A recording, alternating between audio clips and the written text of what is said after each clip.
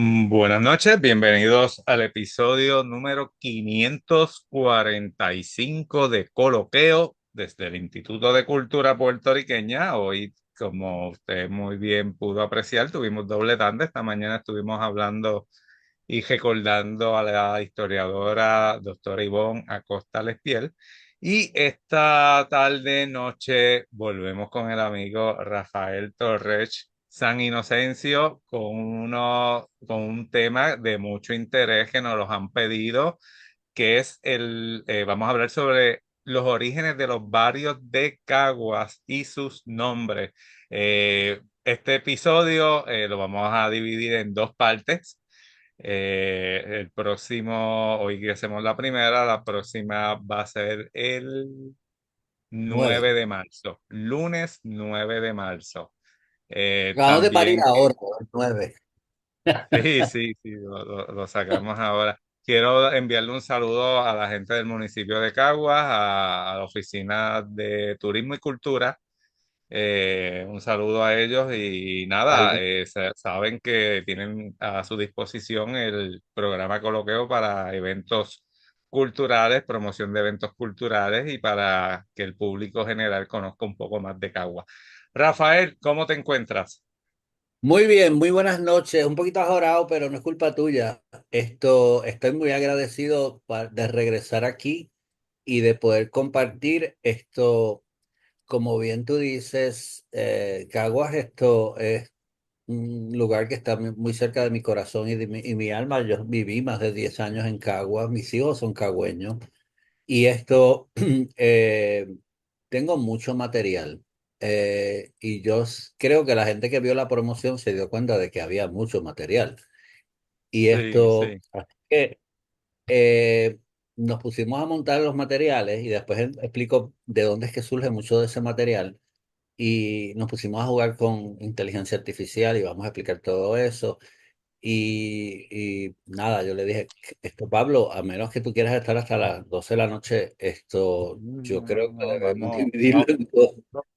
Y vamos a como hacerlo en estamos dos después, partes, sí, después de estar porque así, sí, sí, porque así la gente también así tienen la oportunidad de verlo en pedazos cuando ya estén en la página de YouTube.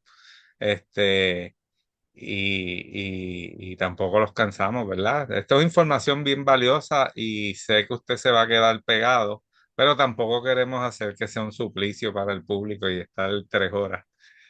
Yo a veces, bueno, a veces no. Yo usualmente en algún momento, 1 o 2 semanas después del coloqueo, me siento y lo miro. Y realmente me doy cuenta de que los de 2 horas hay que verlos en cantitos porque es mucho. Así que Sí, después de la experiencia en San Sebastián, que logramos bajarlo 1 hora, vamos a tratar de hacerlo ahora. sí, Eh, sí, Quisiera empezar con este querido puente. Vamos a tener muchas referencias a don William Miranda Marín, que fue una persona con la cual yo trabajé, pero que también influenció mucho en mi vida y en mi visión de mundo y en mi visión de la administración pública. Y este puente fue restaurado durante su administración. Es uno de dos puentes emblemáticos que básicamente tienen mucho que ver con Caguas. Este es el de Río Caña y a través de la magia de la inteligencia artificial hemos estado y vamos a ver a través del webinar algunas ejecuciones de inteligencia artificial que dan más. Y hay unas que ni siquiera hemos usado en las promociones. Pero queremos acotar porque es que hemos visto, o sea, como bien yo te dije hace unos meses, lo que yo estoy haciendo en inteligencia artificial lo va a estar haciendo todo el mundo de aquí a 2 meses, 3 meses. sí, Y resulté profético, pero tenemos que estar bien claro, uno, que hay un issue ético con la inteligencia, hay muchos issues éticos con la inteligencia artificial, pero en términos de la historia, nosotros tenemos que ser tan fiel como sea posible a la imagen, porque la inteligencia artificial tiene una fase generativa que se inventa las cosas y que las sí, altera. Y no queremos que en la memoria de las personas quede una imagen adulterada. Queremos que simple y sencillamente podamos mejorar, ampliar, profundizar, especialmente el detalle a través del color y de la animación, pero que no estemos sustituyendo la foto histórica por una ejecución que no sea real o auténtica. ¿Ok? Sí, Habiendo dicho sí. eso, que lo decimos siempre, vamos a empezar a ver algunas. Este puente existe todavía en el área de Río Caña, en una carretera que yo lo había apuntado, creo que es la 781, no estoy seguro, pero que son partes de la antigua carretera central. La antigua carretera central existe hoy en día, pero existe en tramos. Digo, cuando digo la carretera central, realmente el tramo de la carretera central que conecta desde Caguas a San Juan. Originalmente era por Caimito, aunque usted no lo crea, y es interesantísimo porque muchos de los sectores del área de Caimito aparecen en las actas del Cabildo bien antiguas, como Morcelo, etcétera, porque era la vía principal de transporte sur. Y entonces, pues tú tienes la carretera de Caimito, era parte de esa carretera central. También vamos a ver el puente de Tortugo, que aunque es en Río Piedra, era emblemático, era icónico también, porque todo el mundo lo vinculaba con el camino a Caguas, y lo vamos a ver también. Y este puente de Río Caña, que también ese pedazo de la carretera, ese le llaman la ruta de los moteles, pues esa carretera que queda por detrás de los moteles, esa era la carretera central que conecta a la actual carretera de San Juan de San Juan a Cagua, más o menos por Alto de la, no es Alto de la Fuente, San Pedro State, por el área de San Pedro State, la urbanización actual. Así que si a usted le gusta eso, puede reconstruir esas viejas rutas. Y es interesante porque esas viejas rutas no solamente son caminos antiguos, sino que a veces la fauna y la flora de esas carreteras que ha sobrevivido los huracanes, tú ves estos árboles monumentales y tú ves estos puentes y estas calzadas que todavía sobreviven y que son muy interesantes. Así que, siendo fiel a lo que yo digo, esta es la visión en inteligencia artificial y este es el original. La ventaja de la versión de la inteligencia artificial es la capacidad y el color de ver detalles. O sea, esto se le puede hacer un zoom y tú puedes ver un bohío, una casa de principios esto es de 1898. Gran parte de las fotos que usamos son de los 98 porque, pues como decimos por ahí, los americanos o los estadounidenses trajeron cámaras. No es que en los tiempos de España no hubieran cámaras, pero hubo una gran profusión de documentación visual porque había un interés de dar a conocer las nuevas colonias, los nuevos territorios, como llamaban ellos, las nuevas posesiones. Y la forma más fácil de hacerlo con el auge de la prensa en Estados Unidos era a través de la fotografía. Así que, incluyendo algunos soldados, se quedaron después en Puerto Rico y produjeron libros, algunos de los cuales están allá atrás, de muy profusas fotos como Our Islands Under People y muchos otros. Y es muy importante que podamos rescatar esa memoria visual. Tratemos de buscar a ver si existen fotos anteriores, porque existen, y vamos a ver imágenes visuales de Cagua, de algunas de las más antiguas que se conocen, para tratar de captar, porque estamos pregando con una generación y con un mundo en donde la imagen visual es muy importante para la absorción y la captación del conocimiento. Estamos haciendo una transición de la letra escrita a básicamente la imagen y la imagen articulada y el uso de la inteligencia artificial para articular esa imagen. Pero de nuevo, tenemos que estar bien conscientes porque también he visto unas cosas bien problemáticas. La inteligencia artificial tiene unos referentes culturales y políticos. Y yo he descartado tantas ejecuciones porque, por ejemplo, la gente afrodescendiente y negra me la cambia a blanca, la ropa me la cambia a ropa de Estados Unidos, la arquitectura me la cambia a arquitectura de Estados Unidos. Pues porque básicamente de ahí es donde provienen los programas. Así que tenemos que bregar con cautela para tampoco, básicamente esto perdernos. Quiero hacer un paréntesis, se me olvidó, hoy es el natalicio de don Ramón Emeterio Betances y quisiéramos en algún momento poder hablar con Caridad Sorondo para que podamos compartir su excelente documental sobre Valdoriotti y con otros investigadores de Valdoriotti, porque ha habido un auge reciente con relación a la imagen y al escrito y a la obra de este puertorriqueño que, a diferencia de otros puertorriqueños, se quedó en Puerto Rico y, como decimos en la calle, se comió el cable. O sea, fue, él decidió quedarse aquí y enfrentarse a todo lo que básicamente significaba tener una visión particular de Puerto Rico que no encajaba necesariamente con los planes del régimen español y sufrir las consecuencias, serias consecuencias. Inclusive el exilio en la República Dominicana, en donde se le venera mucho. Así que exhortamos a todo el mundo hoy, día de Valdoriotti, a procurar ver el documental de Caridad Sorondo y de otros colaboradores de ella con relación a Valdoriotti y volver a revisitar esta figura cimera de nuestra historia. Pero habiendo dicho eso, yo siempre hago un pequeño, van 17, que ya estamos llegando a la adultez. Estamos saliendo de los teenagers, ya van 17 coloqueos. O sea que Un número. como dicen en inglés, ya rock and roll es música. Ya estamos poniéndonos serios en cuanto a esto. Y recuerde que estos coloqueos están disponibles en la página del Instituto de Cultura por un tiempito y eventualmente van a estar por YouTube. Siempre hacemos una pequeña introducción, pero la vamos a hacer lo más rápido posible porque hay tantos coloqueos que trabajan todo esto en mayor detalle. Esto empezó con una tesis de maestría del querido Centro de Estudios Avanzados de Puerto Rico y el Caribe, y que me honra que ahí está la firma de don Ricardo como el director, el que concurre como rector. Y básicamente es la tesis más larga que hay dentro, yo creo, tiene alrededor de 2 tomos y mil y pico páginas, y estamos buscando ver cómo la convertimos en PDF y la hacemos disponible porque hay tanta información. Es increíble que esto se escribió a finales del siglo pasado y uno con la pasión de la juventud logró captar toda esta información, recoger toda esta información.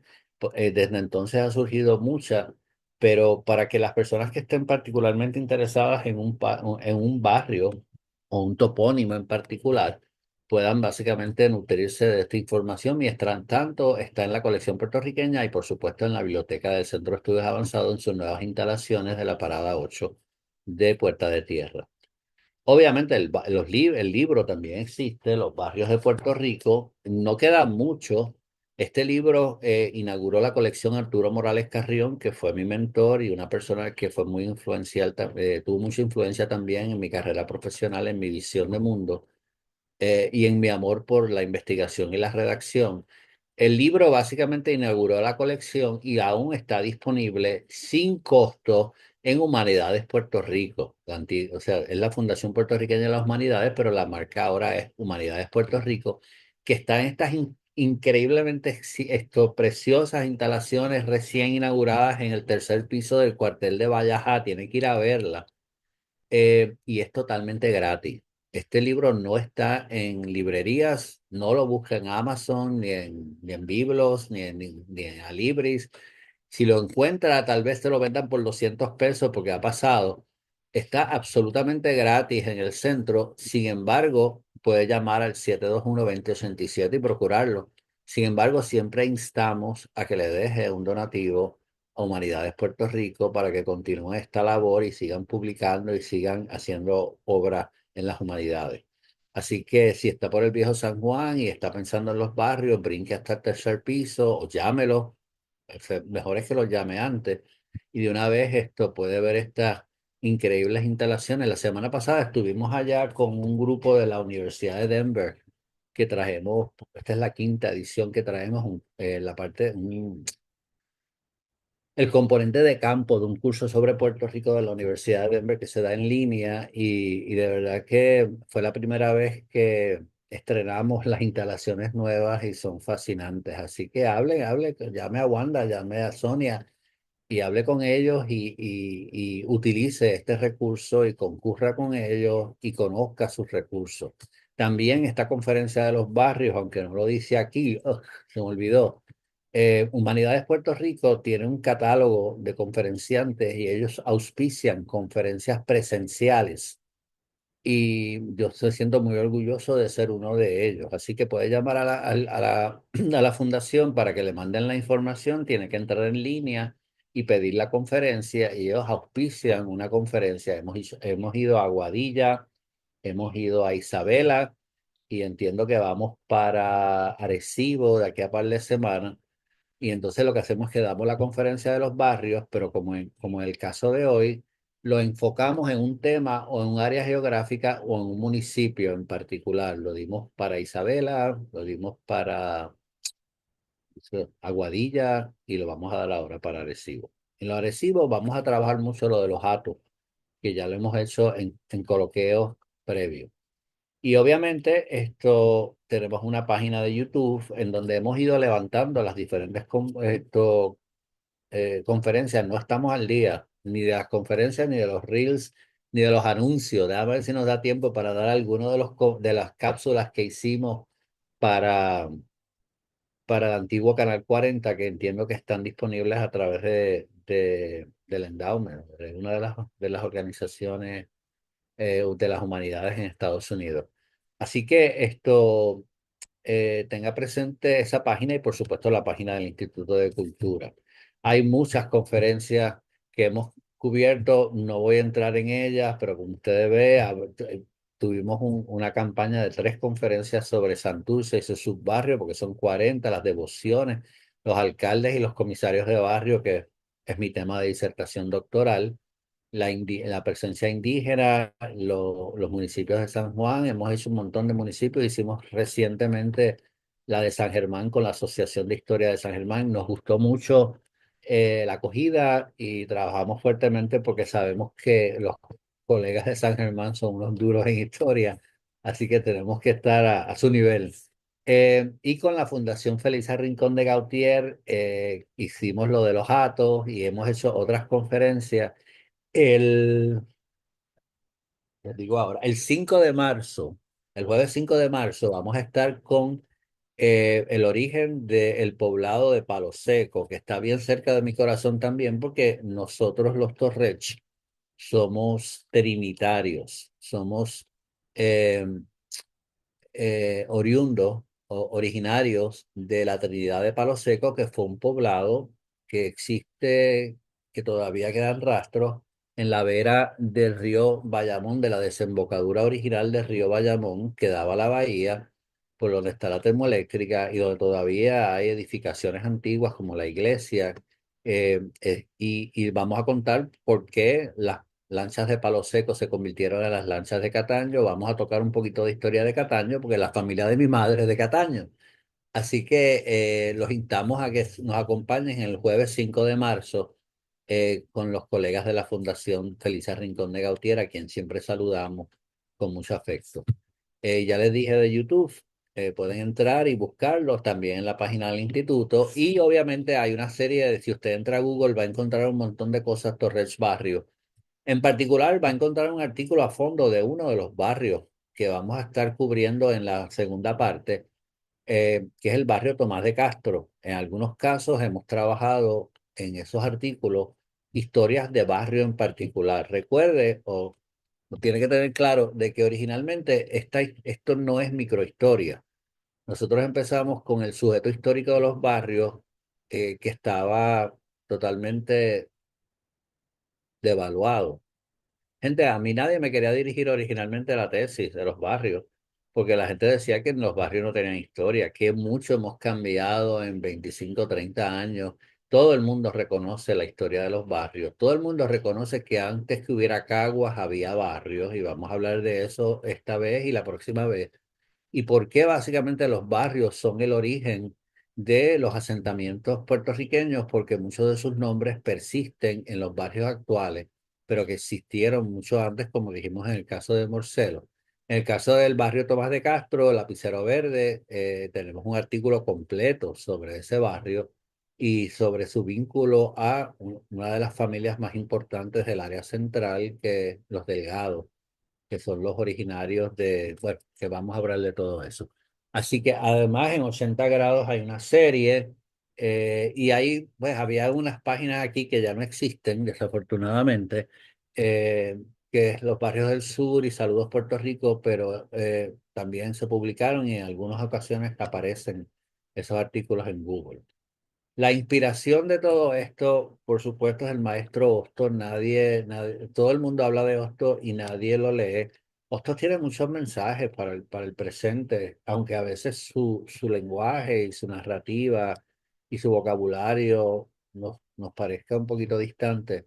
Eh, Leyendo a Hostos, yo validé cuando estaba tratando de definir si realmente valía la pena hacer la historia de los barrios o tratar de trabajar los orígenes de los barrios.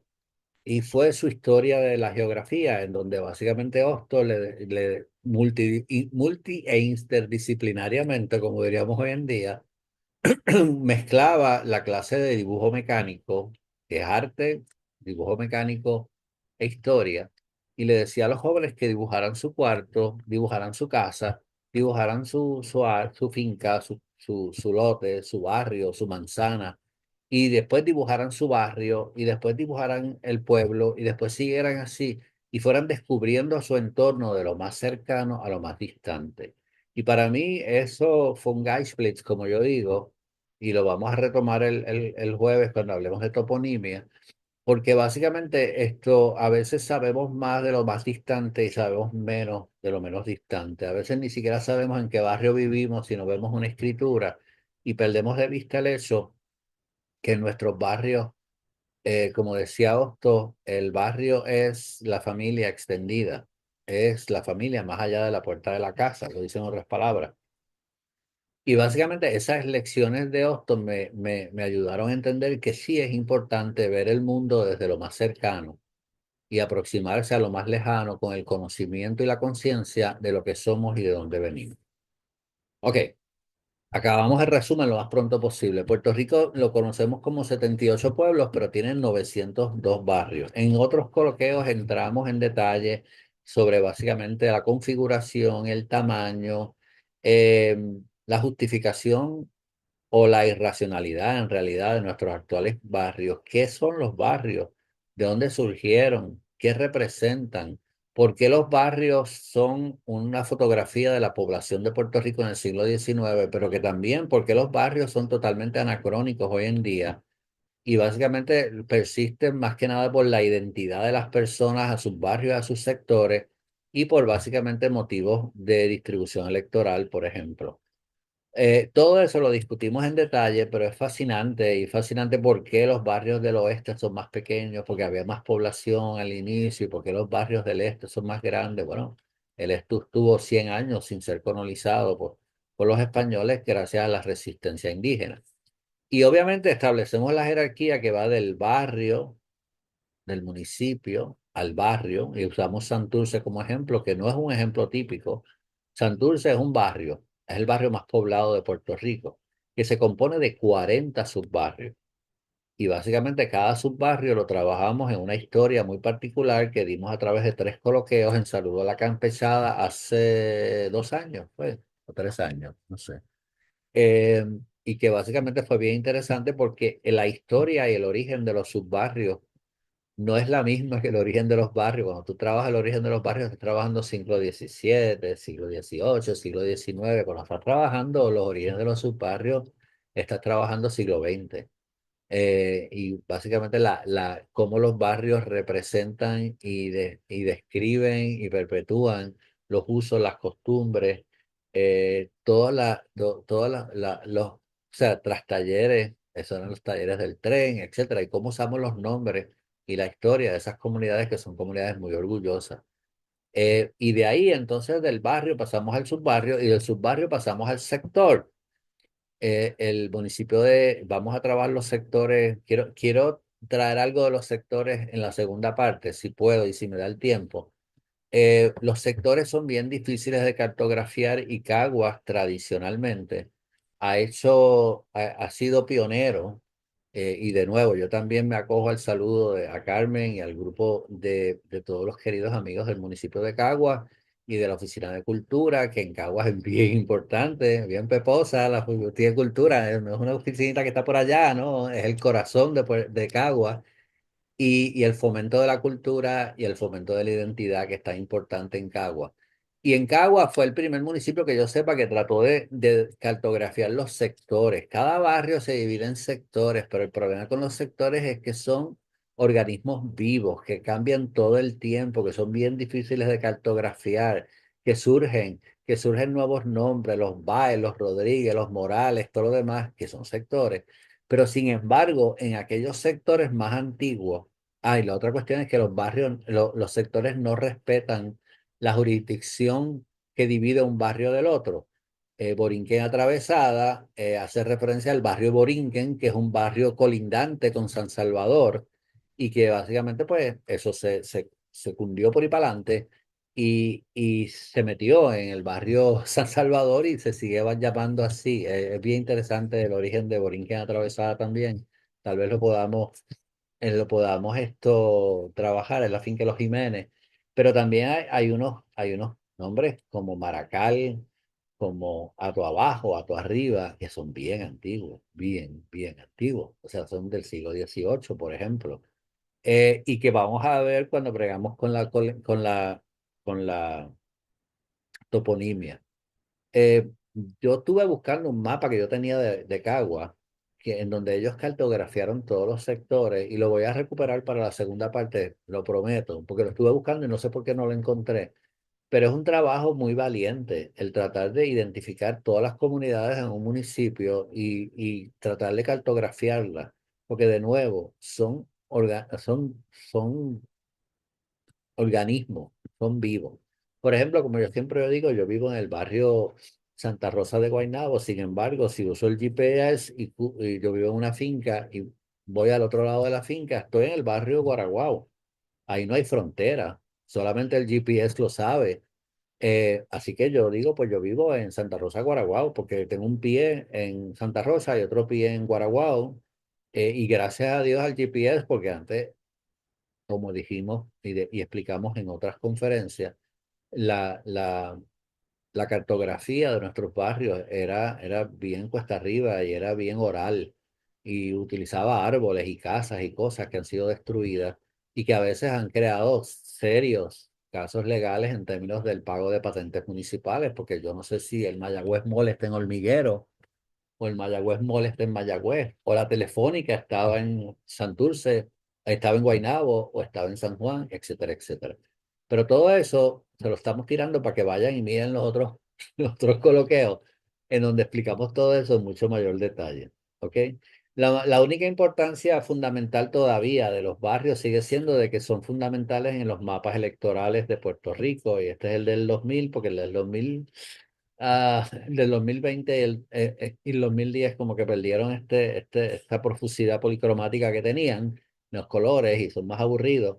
Pero si usted se da cuenta, cuando se determinan los distritos representativos y a veces los senatoriales, se trata de respetar el perímetro tradicional de los barrios. No es que los barrios no cambien.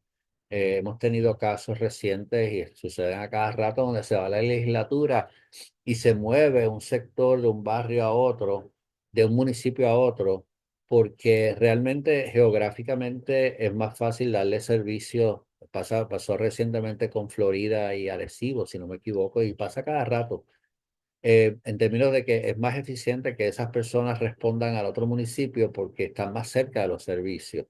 Pero en realidad todavía una de de las pocas funcionalidades vigentes que tienen los barrios es su capacidad para servir, para dibujar o servir de fundamento a nuestros barrios electorales, a nuestros distritos electorales, principalmente los representativos.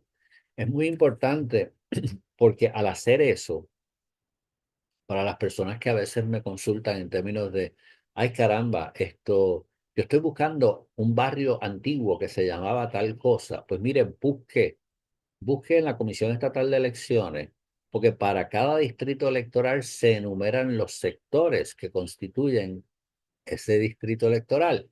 Y al hacerlo se rescatan un montón de nombres que no son obvios, que a veces, y lo vamos a ver hoy, que a veces perdemos de vista, se nos pierden, pero todavía persiste ese nombre como un sector dentro de un barrio, aunque en el pasado hubiera sido un barrio independiente. Lo vamos a ver antes de que termine el coloquio de hoy. Por antepenúltimo, eso lo cubrimos en mucho más detalle. Realmente los barrios en sí no surgen hasta principios del siglo XIX y lo vamos a ver en vivo y a todo color hoy a través del trabajo de Bunker. y el trabajo de otros historiadores, de Juan David Hernández, que en paz descanse, que hizo mucho trabajo en términos de los barrios, de los sectores de Caguas, y quien debería haber dado esta conferencia y posiblemente la dio, pero a mí me toca transmitir su trabajo o parte de su trabajo a todos ustedes. Los barrios surgen realmente en la Constitución del 12 como jurisdicciones para nombrar los compromisarios que iban a elegir los diputados a las Cortes, pero realmente es a principios del siglo XX, del siglo XIX, que se comienzan a determinar que hay unas jurisdicciones dentro de cada municipio para propósitos de cobrar impuestos. Oh, sí, los impuestos, siempre los impuestos. En otras palabras, se hizo necesario, y lo vamos a ver también con citas de Bunker, ¿no es el nombre de Bunker? Siempre digo Bunker, nunca sé el nombre. De, yeah, de Oscar Bunker, perdón. Eh, pues mira, vamos a cobrar impuestos y en aquella época la gente nos mandaba los impuestos por correo y tener que ir a la casa y cobrarle los impuestos y darle una cédula, un carné que demostraba que esa persona era legítima, que había pagado impuestos. Mm. En el coloqueo del caciquismo, que es mi tesis doctoral, hablamos mucho de esas derramas de impuestos y cómo los alcaldes de barrio manipulaban eso para propósitos políticos. Y obviamente en el coloqueo de los alcaldes de barrio más en detalle, porque los alcaldes de barrio son la génesis de las dinámicas de poder local y del caciquismo a nivel local que se manifiesta hoy en día aún en nuestra administración pública. Pero la cuestión es que, Vina, los barrios se formalizan, es la palabra correcta, a principios del siglo XIX con intenciones de nombrar un alcalde de barrio que inicialmente iba a cobrar impuestos, pero además de eso iba a mantener el ojo y va a estar pendiente de lo que pasaba en esa jurisdicción para asegurarse que los intereses del Estado estaban bien representados. Si lo hacían o no lo hacían y cómo lo hacían, les sugerimos que vean el coloqueo de los alcaldes de barrio, que les va a gustar mucho posiblemente, para que vean cómo básicamente cómo era el mambo en términos del poder local en esa época y no se extrañen que vean cosas que les parezcan muy familiares y muy presentes, desafortunadamente. Así que de ahí en adelante todos los bandos de policía y buen gobierno, el Código Negro de Prim y todas estas leyes y ordenanzas de España en Puerto Rico hasta, yo diría que tres cuartas partes del siglo XIX, se fundamentan en la ejecución de sus disposiciones a través de los alcaldes de barrio y por tanto le dan vida a los barrios.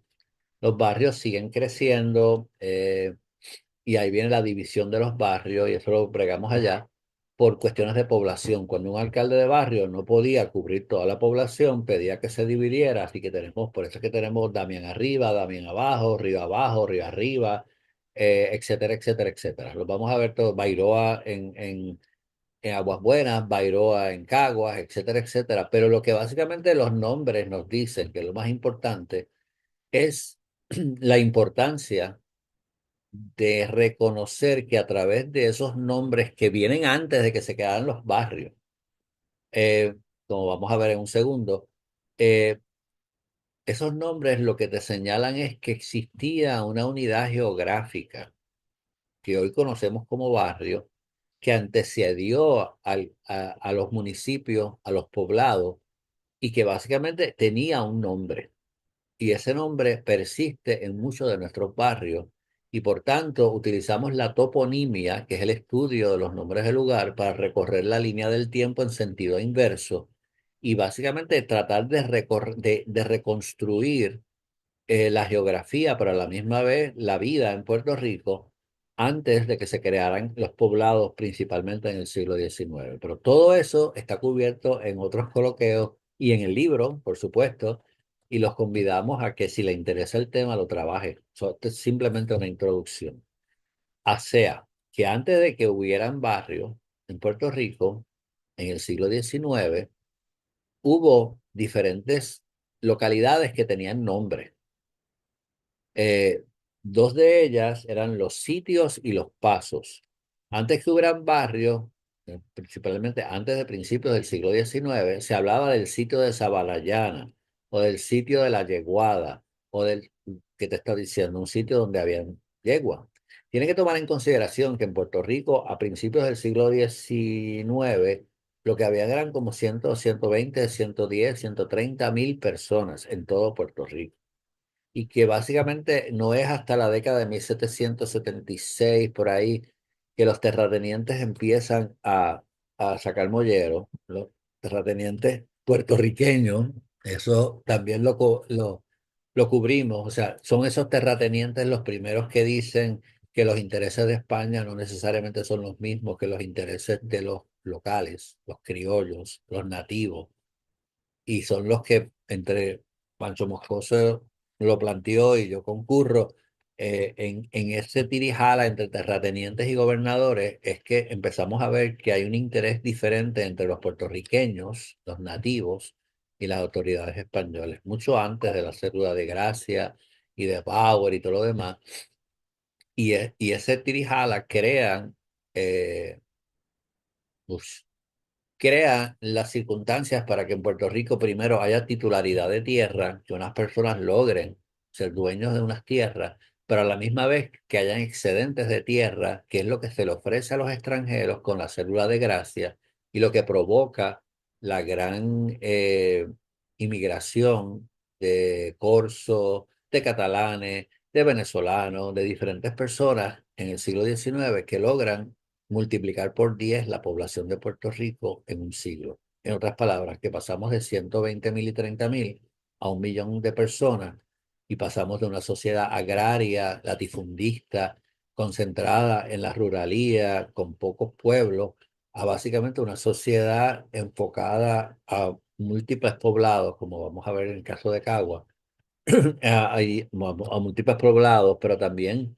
a múltiples barrios y a la misma vez esto precapitalista, en el sentido de que ya no es solamente agrario, sino que empieza la venta de bienes y servicios que hemos enfatizado y en Santurce y algunos de los que hemos dicho que tiene mucho que ver también con los esclavos libres y con el hecho de que ellos al ser libres empiezan a crear oficio y al crear oficio empiezan a vender sus productos y empiezan a impulsar un intercambio de bienes y servicios que fue fundamental para el desarrollo de la economía de Puerto Rico a finales del siglo XIX.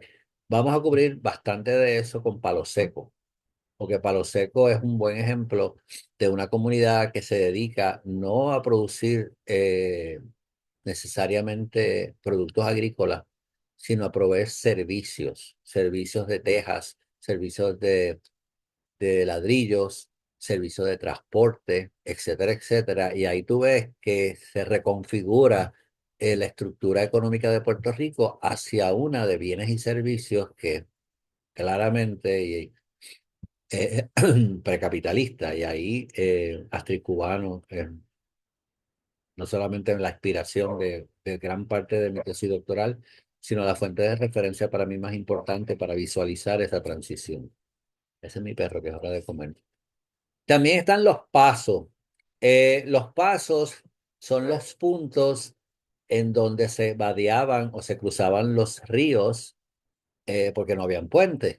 Y obviamente muchas de las carreteras en Puerto Rico, yo siempre lo digo, fueron creados por las reses, por los caballos.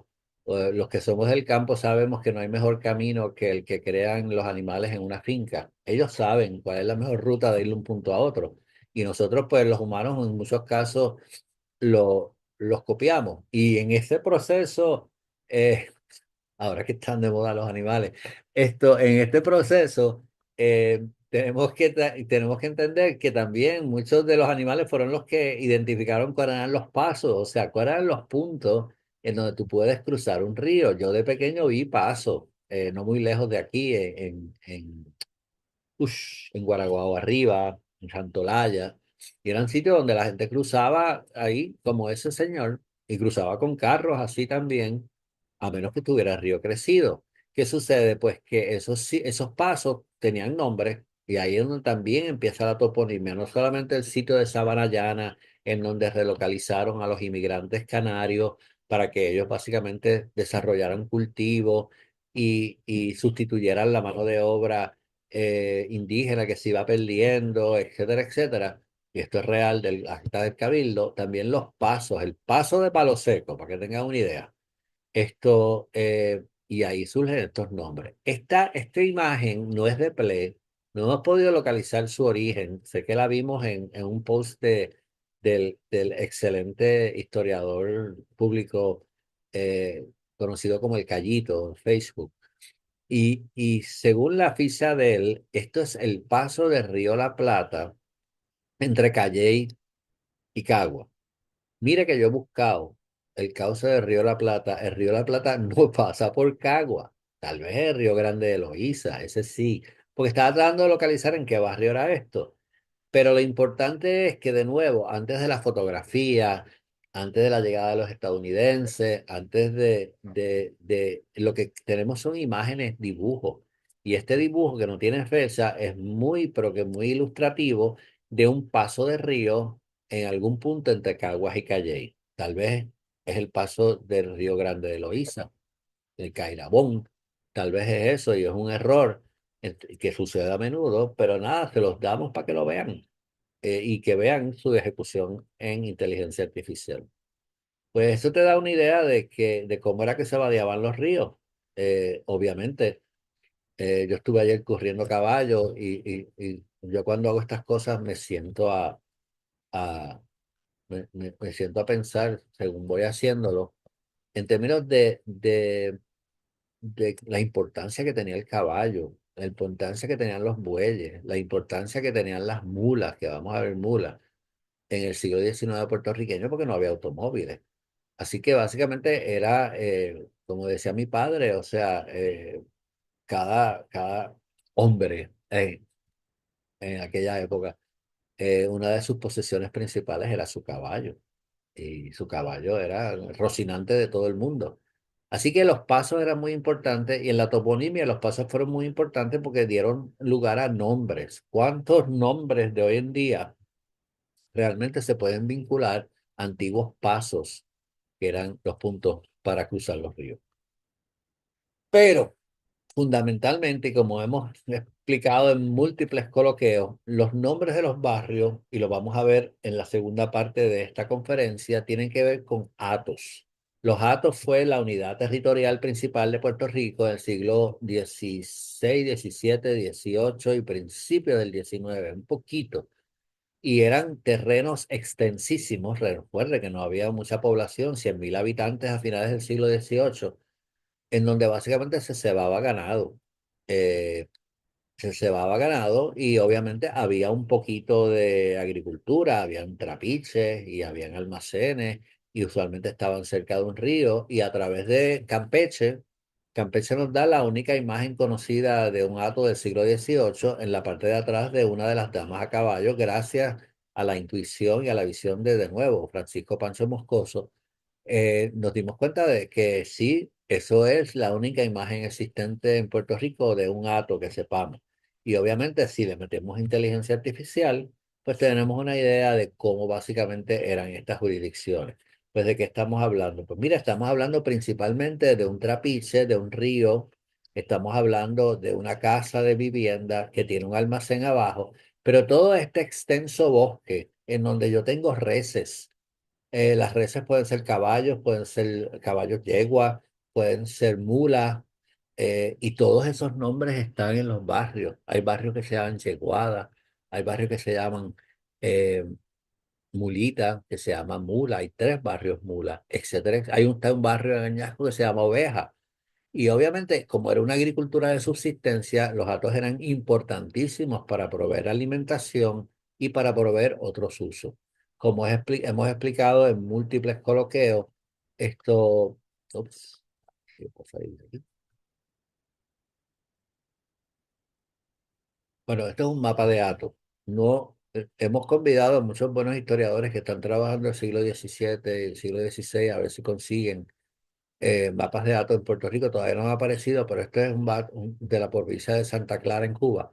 Y si usted se da cuenta, como vamos a ver, cuando tú ves un mapa de datos, se asemeja mucho a los mapas de barrio, porque son de diferentes tamaños, pero se medían del centro hacia afuera como si fuera un radio, y después se fueron ajustando según los accidentes topográficos. Tenemos enumeraciones de datos, múltiples enumeraciones, algunas hasta dicen con los municipios, a veces aparecen los nombres, pero realmente nos hace falta un mapa de datos y si cuando tengamos un mapa de datos, si lo ponemos contra un mapa de de barrios, vamos a ver muchas similitudes y vamos a poder acabar un mapa que está a mitad con relación a eso. Obviamente, central a los datos estaban los trapiches, que eran básicamente, habían trapiches de sangre antes de que llegaran los de vapor, que eran los de la gente rica, y los datos aportaban contrabando y energía. Energía a través del trapiche para básicamente la molienda y contrabando, que fue la forma principal en que Puerto Rico se mantuvo por siglos, con las Antillas Menores principalmente, que estaban dedicadas absoluta y totalmente a la caña, que era el cash crop principal, y que venían a Puerto Rico a comprar carne, cueros, etcétera, etcétera, etcétera. Esta es una vista de la coloquio de San Germán. Y obviamente no era extraño que en el medio de la plaza de Caguas tú tuvieras tus yuntas de bueyes. Yo, en la finca de acá atrás había un bueyes y es bien triste porque ya no hay bueyes porque ahora no hay toros, porque ahora es inseminación artificial, pero los bueyes eran animales sumamente impresionantes en términos de su fuerza y de su capacidad y no era extraño que en medio de nuestra querida plaza hoy en día Santiago Palmer de Caguas viéramos no solamente, no solamente esto bueyes, que era el producto de los hatos, entre otras cosas, sino también mulas. Las mulas eran muy importantes en aquella época porque, de nuevo, no habían camiones. No solamente eran para arar, era para transportar todo lo que hubiera que transportar, todos los productos. Y esta es una imagen también de Caguas en inteligencia artificial basada en una imagen real. Ups, que básicamente también puntualiza la importancia del producto de los hatos y de las fincas en general, no solamente en términos de producto agrícola, sino en términos de productos generales. Yo hice un trabajito, un reel, un corto sobre los tranvías de sangre en Mayagüez. Pues en Mayagüez no hubo tranvías eléctricos que revolucionaron, que también hablamos de eso en Santurce y en otras cosas, y en el coloquio sobre don Pablo Barri, pues el tranvía cambió a Puerto Rico a finales del siglo XIX porque expandió la ciudad, creó Miramar, te hizo posible tú vivir en Santurce y trabajar en San Juan, el transporte a Río Piedra, fomentó el desarrollo de las vías férreas que los vamos a cubrir en el coloquio de Palo Seco, que es importante la vía férrea del oeste de Valdés. Esto, pero que básicamente tengamos en consideración que estos elementos de nuestra historia son muy importantes y eran fundamentales para que básicamente se pudiera proveer no solamente alimento a través de las vacas y las reses, sino también energía y transporte, que son fundamentales en los barrios. Este barrio, este mapa es el que le mencionamos, que hemos ido reconstruyendo, no lo hemos actualizado recientemente. En el área oeste tenemos problemas porque faltan actas del cabildo, pero van a aparecer, todo aparece.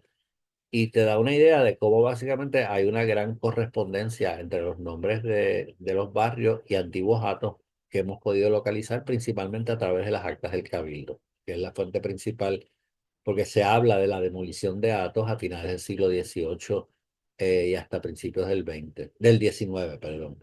Y esas tierras se abrieron a cultivo y a la célula de gracia y a los extranjeros que querían venir a invertir en Puerto Rico en aquella época. Más detalles sobre los barrios en las conferencias de los Atos se los recomiendo porque son la esencia de utilizar los nombres de los barrios en sentido inverso para reconstruir un Puerto Rico más desconocido, mucho más desconocido del siglo XVIII, del siglo XVII, agrario, y realmente las dinámicas de la gente y hasta cierto punto la individualidad, porque la gente no vivía en los pueblos, la gente vivía en el campo y los hatos eran un método de subsistencia, pero también de generar ingresos a través de sus productos, sus múltiples productos. Llegamos a Cagua, qué bueno, a la primera parte de lo de Cagua. Caguas consta de 11 barrios en la actualidad. Por eso es que el querido William Miranda Marín hablaba de Caguas como centro y corazón de Puerto Rico. Realmente Caguas no es el centro de Puerto Rico, geográficamente hablando, pero la forma, la jurisdicción de barrio asemeja mucho a un corazón. Y tengo que hacer una nota de cómo básicamente yo llegué a los barrios de Cagua. Y eso lo vamos a reafirmar. Cuando William Miranda Marín era alcalde, conoció de mis investigaciones y me pidió que fuera a cada uno de los barrios a hablar sobre la historia de cada barrio, con los pocos recursos que teníamos en aquella época, porque Willy entendía que era muy importante fomentar la identidad de los barrios. Obviamente los barrios, algunos eran compactos, eran uniformes, pero había otros que no. O sea, Turabo tenía una parte que era montañosa y otra parte que era urbana y la gente pues no necesariamente tenían los mismos intereses. Pero a través del gran trabajo de Lourdes Aponte Briganti y de la oficina de de autogestión comunitaria, que fue la primera en Puerto Rico, se trabajó en la organización de los barrios y en la creación de organizaciones barriales, que entonces participaron en un experimento que fue único e irrepetible en Puerto Rico y fue trabajar planes estratégicos de cada barrio. Esos planes estratégicos se trabajaron con el apoyo de Carlos Padín, hoy en día que está en la Universidad Ana Geméndez, principalmente en sus recintos de Florida, con el querido Alfredo Carrasquillo, que fue mano derecha de Willy toda la vida y que hoy en día es un excelente coach empresarial, ha sacado un libro recientemente y un servidor, y trabajamos fuertemente en que cada uno de los barrios hiciera su plan estratégico y una vez se hizo el plan estratégico de Caguas, se logró otro hito y es que el 40% de los objetivos del plan estratégico de Caguas correspondían a objetivos que venían de los propios barrios. Y como muy bien dijo Willy, están haciendo el trabajo, le están dando la agenda, pues ya, ahora, si usted dice que quiere eso, tiene que apoyarlo una vez se haga. Y fue un experimento increíble, vino gente hasta de España y se escribió muchísimo. Pero básicamente en ese proceso, como parte del proceso, fuimos a cada uno de los barrios de Caguas y trabajamos sus historias. Pero más que nada no trabajamos las historias porque yo les fuera a decir su historia. Yo le dije lo que yo sabía de la historia de los barrios. Ellos me dijeron lo que ellos sabían y lo que ellos sabían era más. Y eso enriqueció muchísimo la discusión, pero más que nada ayudó la identidad y ayudó en muchos casos, como en el caso de San Salvador, a desarrollar una conciencia de preservar la memoria histórica de las personas mayores en aquella época y muchos de los cachivaches que quedaban en el barrio en un museo comunitario para la preservación de esos artículos. Es el único sitio donde he visto una corva, que es un machete que parece una hoz. Eso era muy común en Puerto Rico y para que dar un ejemplo. Y fue muy importante para mí ese experimento y fue muy importante entender la importancia de los barrios y la importancia de la estructura y la organización comunitaria, que es lo que siempre hemos dicho.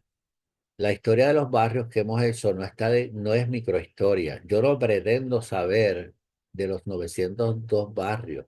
Yo lo que pretendo es crear conciencia de la importancia de reconstruir y preservar y divulgar la historia de los barrios para la identidad no solamente de la comunidad, sino de todo Puerto Rico.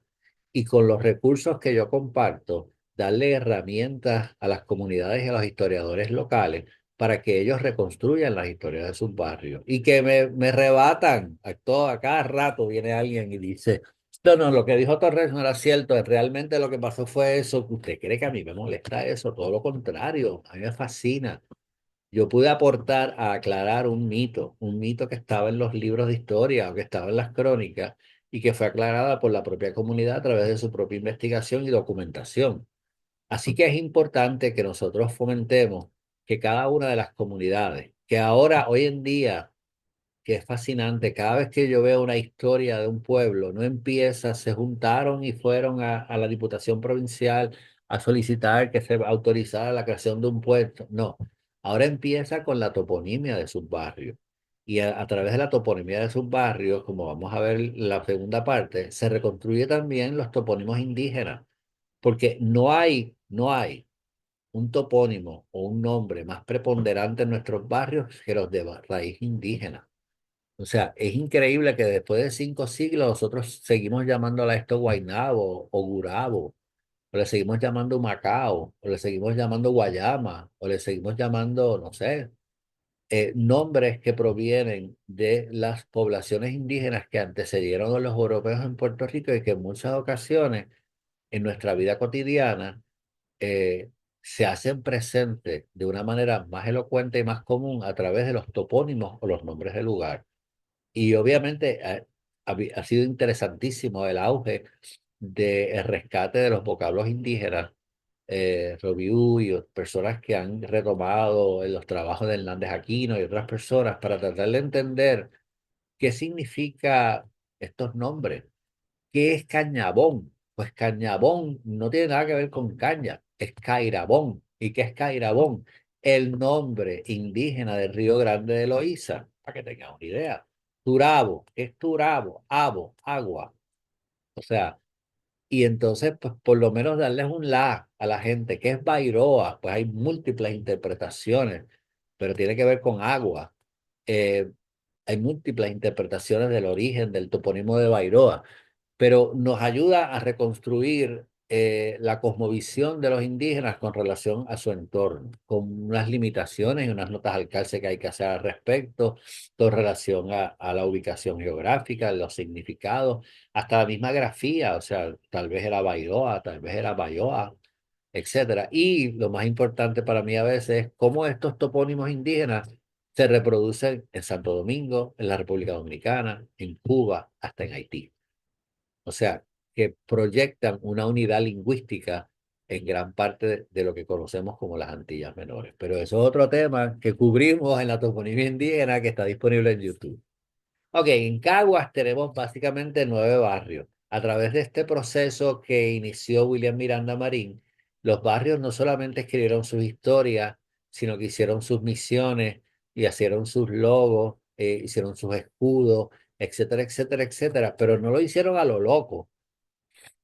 No lo hicieron con un diseño bien bonito, sino que utilizaron elementos de la historia de los barrios y de su trayectoria y de su topografía para básicamente hacer emblemas distintivos de cada uno de los 11 barrios de Cagua. Creo que no se hizo Barrio Pueblo, pero creo que se hizo posteriormente, pero vamos. Pero a la misma vez, o sea, ahí yo pongo Sabarona, aún dentro de los pueblos hay múltiples interesantísimas toponimias como Sabor y Arena, Sabor y Aroma, que es el sector de Sabarona en el pueblo, que era una fábrica, si no me equivoco, de tabaco, o sea, Sabor y Aroma, y se quedó Sabarona. Asimismo pasó con los nombres de los barrios, asimismo pasó con los nombres de los pueblos. Así que es importante este sentido de pertenencia de los barrios y este sentido de identidad que se ha transmitido. También que tenemos que ver considerar que Caguas básicamente colinda con tantos pueblos. Gurabo fue parte de Caguas, parte de San Lorenzo fue parte de Caguas en algún momento. Eh, Parte de Calley y de Sidra también, y obviamente todo Aguas Buenas fue parte de Cagua. O sea que hubo los desprendimientos geográficos según básicamente se iban creando los nuevos municipios que se crean más que nada, los poblados, por los aumentos poblacionales. Pero vamos a ver algo de eso ya mismo. Hoy en día, bueno, el área total, queríamos hacer esto de población comparativo, pero no nos dio tiempo, lo vamos a hacer. Pero es interesante entender que en los barrios de Caguas, si tú lo ves en términos de los mapas, no tienen barrios sumamente grandes que en comparación con los pequeños. O sea, el barrio mayor es Bairoa, seguido por Cañaboncito, seguidos de bien de cerca por San Salvador. Bien diferente, o sea, Bairoa es al norte, Cañaboncito es al centro oeste y básicamente San Salvador es el barrio más al sur de Cagua. Y después sigue Borinquen. Borinquen fue parte de San Salvador, cuando se llamaba Culebra, etcétera, etcétera, etcétera. O sea que en términos geográficos, con excepción tal vez del barrio San Antonio, tenemos básicamente una distribución bastante equitativa en donde el barrio promedio creo que es de 10% si no me equivoco de los colores. ¿Ok? Empecemos con los orígenes de los barrios. Caguas se funda alrededor de 1775, supuestamente en el área del Barrero. hay múltiples discusiones con relación a dónde era el Barrero. Eh, Se dice que es cerca de donde hoy Caguas Expressway Motors. Definitivamente tenía que ser cerca del río. El río Grande de Loíza pasa por Caguas y obviamente los caudales de nuestros ríos eran muy superiores. Y la imagen más antigua de Caguas la hace este hombre que se llamaba Auguste Pley, que en tiempos de una alianza entre Francia y España, más o menos por la década de 1820, viene a Puerto Rico por la Sociedad Natural de París a hacer dibujos, visualizaciones gráficas, realmente van a ser más que dibujos, de las jurisdicciones puertorriqueñas. Estuvo aquí un par de años, hizo un montón de estos dibujos que representan los dibujos más antiguos.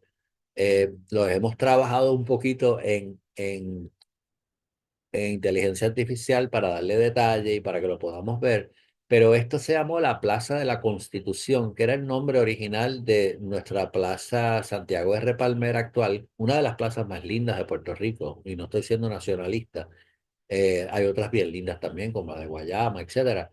Pero esto, tener en consideración de que esto era Cagua en 1821, y segundo, eh, tienes que ver que Fray Íñigo Bati la Sierra, a finales del siglo XVIII, hizo un recorrido, es la primera historia de Puerto Rico, creo en 1780, si no me equivoco, por ahí, y él narra lo que vio, no lo dibuja, no tenía de artista, y decía que realmente la mayor parte de los poblados en Puerto Rico eran una iglesia y realmente algún tipo de ayuntamiento y dos o tres casas que permanecían cerradas la mayor parte del tiempo. ¿Por qué? Porque sus residentes no vivían en el pueblo, no había un auge comercial.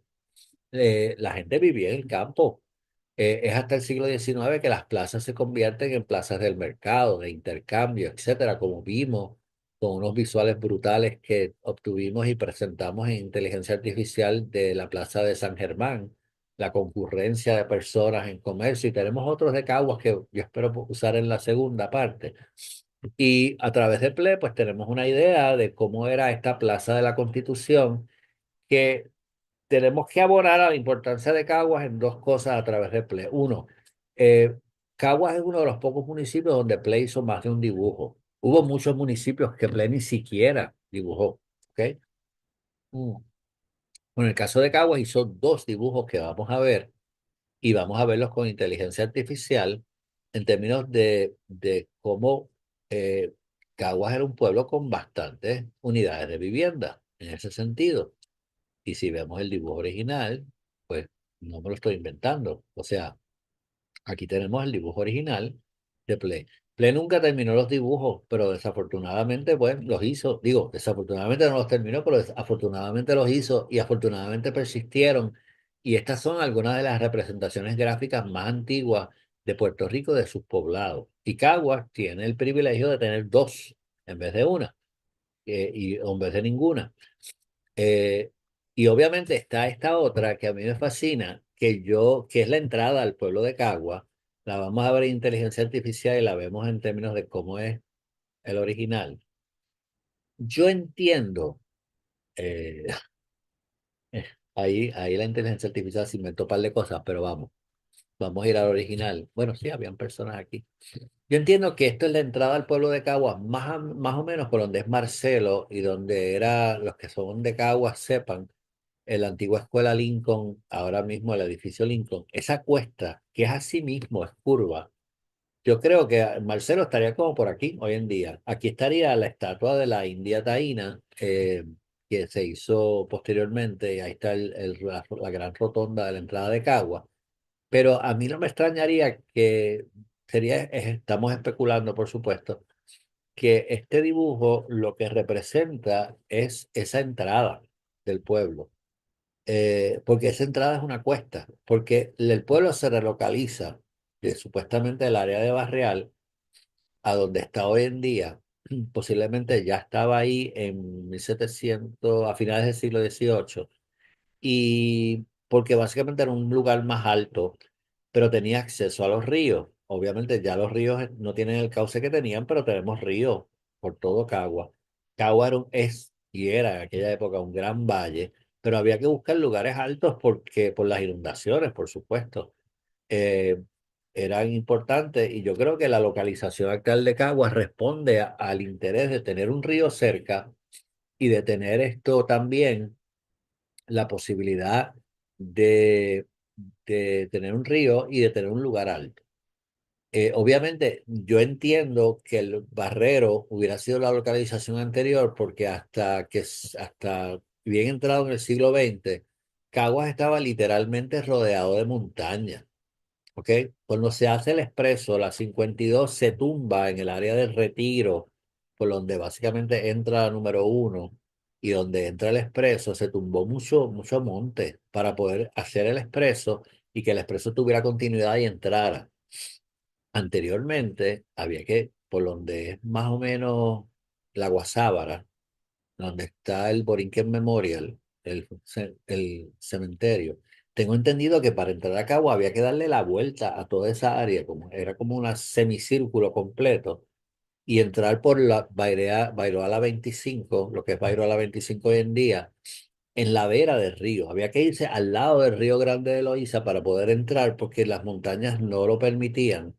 Y por eso es que todavía ahí quedan vías del tren en la intersección de la número uno, en la entrada de Bairoa, donde era Domino. Ahora está, creo que eso era la Autoridad de Comunicaciones, yo creo que ahora debe ser una compañía de teléfono. En esa área donde estaba la Alameda, ahora creo que hay una Liberty o algo así. En esa área, donde es el mariachi, va, ahí sí que saben.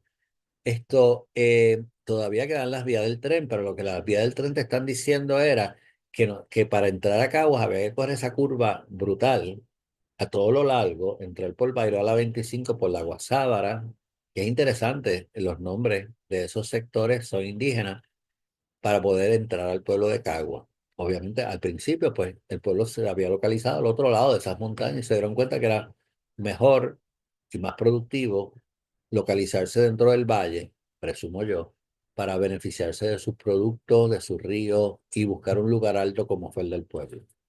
Aunque Caguas surge al final del siglo XVIII, según el amigo historiador Juan David Hernández, que en paz descanse, es el papá de los pollitos con relación a la historia de Caguas, de sus sectores, de sus calles y de sus edificios. Y una gran aportación que hizo a la historiografía de Caguas y fue el historiador oficial de Caguas. La primera enumeración de los barrios de Caguas, que eran 9, consta en las actas del Cabildo de Caguas del 10 de enero de 1814 y básicamente valida la teoría de que los barrios surgen ante la necesidad de recaudar impuestos. Y es uno de los testimonios importantísimos, también el de Bunker, que viene de ahí, de por qué los barrios se crean. No se crean porque era importante llamarle a los sitios el barrio, ni identificar las localidades. Se crean porque era necesario identificar una persona llamada alcalde de barrio que fuera a esa localidad a cobrar impuestos. Y la cita es así, consecutivamente para lo que es arreglo y bienestar de los habitantes de este pueblo se trató y conferenció acerca de las leyes que debían desempeñar funciones de alcalde de barrio y se eligieron para el de Gurabo y Rincón a Valentín Rodríguez, en el de Navarro y Tomás de Castro a don José de Jesús Díaz y en el de Turabo a don Vicente de Aponte, en el de Cañabón a don Clemente Díaz, en el de Sumidero a don Ramón Díaz, en el de Fray Hormiga a don José Rodríguez. Van a haber muchos topónimos ahí que conocen. Por ejemplo, Turabo, Tomás de Castro, básicamente son barrios de Cagua hoy en día. Perdón, en Caña posiblemente hace alusión a Río Cañas, que es un barrio antiquísimo, con mucha historia en Cagua, muy subestimado a veces, porque obviamente Río Cañas es un barrio grande que tiene muchos sectores que tienen su propia personalidad. Y Fray Hormiga, que es un nombre interesantísimo, no sabemos el origen, pero en Cañabón todavía está el muy querido, prominente y vital y dinámico sector Hormiga. La gente de Hormiga no se considera un sector, se considera un barrio, pero censalmente es un barrio. No lo dije, porque de nuevo no podemos dar la conferencia de los barrios, pero cuando hablamos de 902 barrios, son los barrios que reconoce el censo y que están sancionados por la legislatura o la Diputación Provincial en el siglo XIX, etcétera. Pero eso no quiere decir que Hormiga no sea un barrio, y lo uso como ejemplo. Y tú no le vas a decir a la gente de Hormiga que ellos no son un barrio, y me pasa a veces, pero háblame, yo soy del barrio tal cosa, y dice, eso no es un barrio, y se enfogonan. Yo me enfogonaría también. Eso es un sector. No lo digo en menosprecio, lo digo en términos de que cuando yo hice la investigación tenía que tirar una línea y yo tiré una línea en términos de los barrios reconocidos por el censo, que son los barrios oficiales. Pero eso no quiere decir que Hormiga no sea un barrio, pero no es un barrio censal. Eso fue lo que nos pasó. eh, Eso fue el revolú que tuvimos, Pablo, cuando nos metimos a hablar de los subbarrios de Santurce, porque no Sí, son barrios, no estaban en la tesis. Hubo que empezar la investigación de nueva, porque eran unas unidades que no estaban documentadas como sí, barrios, pero estaban reconocidas como subbarrios y sí, eran entiendo. más contemporáneas. En términos del actual Gurabo, que era parte de aquella época de Cagua, reconocemos al barrio de Navarro, que hubo un barrio de Navarro y un barrio de Navarrito, el barrio de Rincón y el barrio de Gurabo. Reconocemos también el barrio de Sumidero, que existe todavía en Aguas Buenas. Saludos a los buenos amigos de Sumidero, a la amiga Mariani, que es historiadora y que siempre está buscando información de allá. Estuvimos hace poco en Sumidero, no sé qué, pero vamos. Muchos saludos. Y el barrio de Río Abajo, que ubicamos un topónimo de Río Abajo en Sidra, pero que no podemos decir categóricamente, y que sigue apareciendo, el barrio de Río Abajo en Cagua, que no sabemos si cambió de nombre, pasa todo el tiempo y lo vamos a ver en los próximos minutos. En 1821, más o menos para la época donde Auguste Pley se sentó a hacer sus dibujitos de la entrada del pueblo y de la plaza de Cagua, de la plaza de la Constitución, como llamaba él, en el Cabildo se discutió cómo se repartirían de nuevo los gastos municipales entre los diferentes y distintos barrios de la naciente Villa de Cagua. En aquel momento se mencionaron, se identificaron 15 barrios. De nuevo, esta es la única forma de reconstruir esto, gente. O sea, aquí no hay un récord de cuáles fueron los. Pero van a ver que poco a poco se empiezan a codificar y a registrar esos barrios. Pero al principio había que ir a las actas del Cabildo de Ponce cuando se publicaron. Recuerdo que fueron muy importantes en la investigación porque esas actas nos dieron a entender que sí había un interés de recopilar impuestos y cómo se dividieron los barrios, etcétera. Y en aquel momento teníamos a Mesa Quebrada, Pierno, Yegua, etcétera, etcétera. Los podemos reconocer como Río Caña, que existe, Cañabón y Cañaboncito, que vamos a discutir en la segunda parte porque hay Cañabón y hay Cañaboncito, porque hubo Navarro y Navarrito, porque hay Mula y Mulita, y tiene que ver con los atos, pero no lo vamos a decir ahora. Bairoa, que de nuevo, Bairoa es un barrio homónimo colindante. ¿Qué quiere decir eso? Hay un Bairoa en Aguas Buenas y hay un Bairoa en Cagua y ambos son colindantes. Así que presuponemos que este Bairoa de 1821 incluía el barrio Bairoa, el actual barrio Bairoa de Aguas Buenas. Tomás de Castro, que tiene una historia fabulosa y que le vamos a dar una muestrita visual ahorita de unos cápsulas que hicimos para el Canal 40 de Tomás de Castro, eh, el barrio Turabo, el barrio Mesa, que es un sector de Río Caña, que vamos a verlo, hicimos un trabajo sobre el sector La Mesa y La Barra, que tal vez incorporemos si nos da tiempo para la segunda parte, porque la toponimia de los sectores es importante. Y el barrio Culebra, que es un nombre antiguo, eh, que denomina hoy, o sea, que denominaba lo que hoy son los barrios de Beatriz, el barrio de Borinquen y el barrio principalmente de San Salvador. Pero de todo eso lo vamos a hablar en la segunda parte. La barra de Jagüeyes, que básicamente la barra es un sector de Río Caña y el barrio Jagüeyes es un barrio de Aguas Buenas y yo creo que son más o menos colindantes. Así que posiblemente estamos hablando de una jurisdicción que era más grande, que fue dividida cuando se dividen los municipios, y los barrios de Aguas Buenas, Lima y Sumidero de Aguas Buenas, y tres barrios que me acuerdo que hasta consultamos con Juan David en un momento, que son Pierno, Yegua y El Troche. Particularmente él, yo tengo unas notas que él me envió con relación al Troche. El troche, como hablaremos más adelante, la trocha es las vías del tren. No sé si tenga que ver con el tren, pero también es un camino angosto. Y ahí en diferentes coloqueos hemos tenido muchos insumos muy interesantes de mucha, también es un uy, camino angosto dame un y ahí segundito. en diferentes colonias.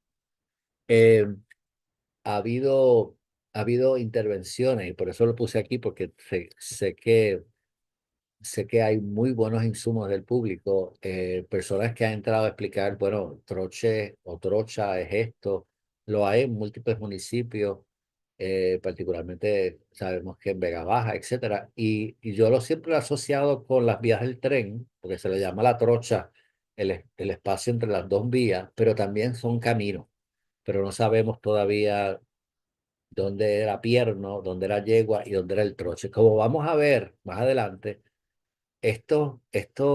a veces hay grandes errores en esto también, o sea, no podemos partir de la premisa que son exactos y lo vamos a ver.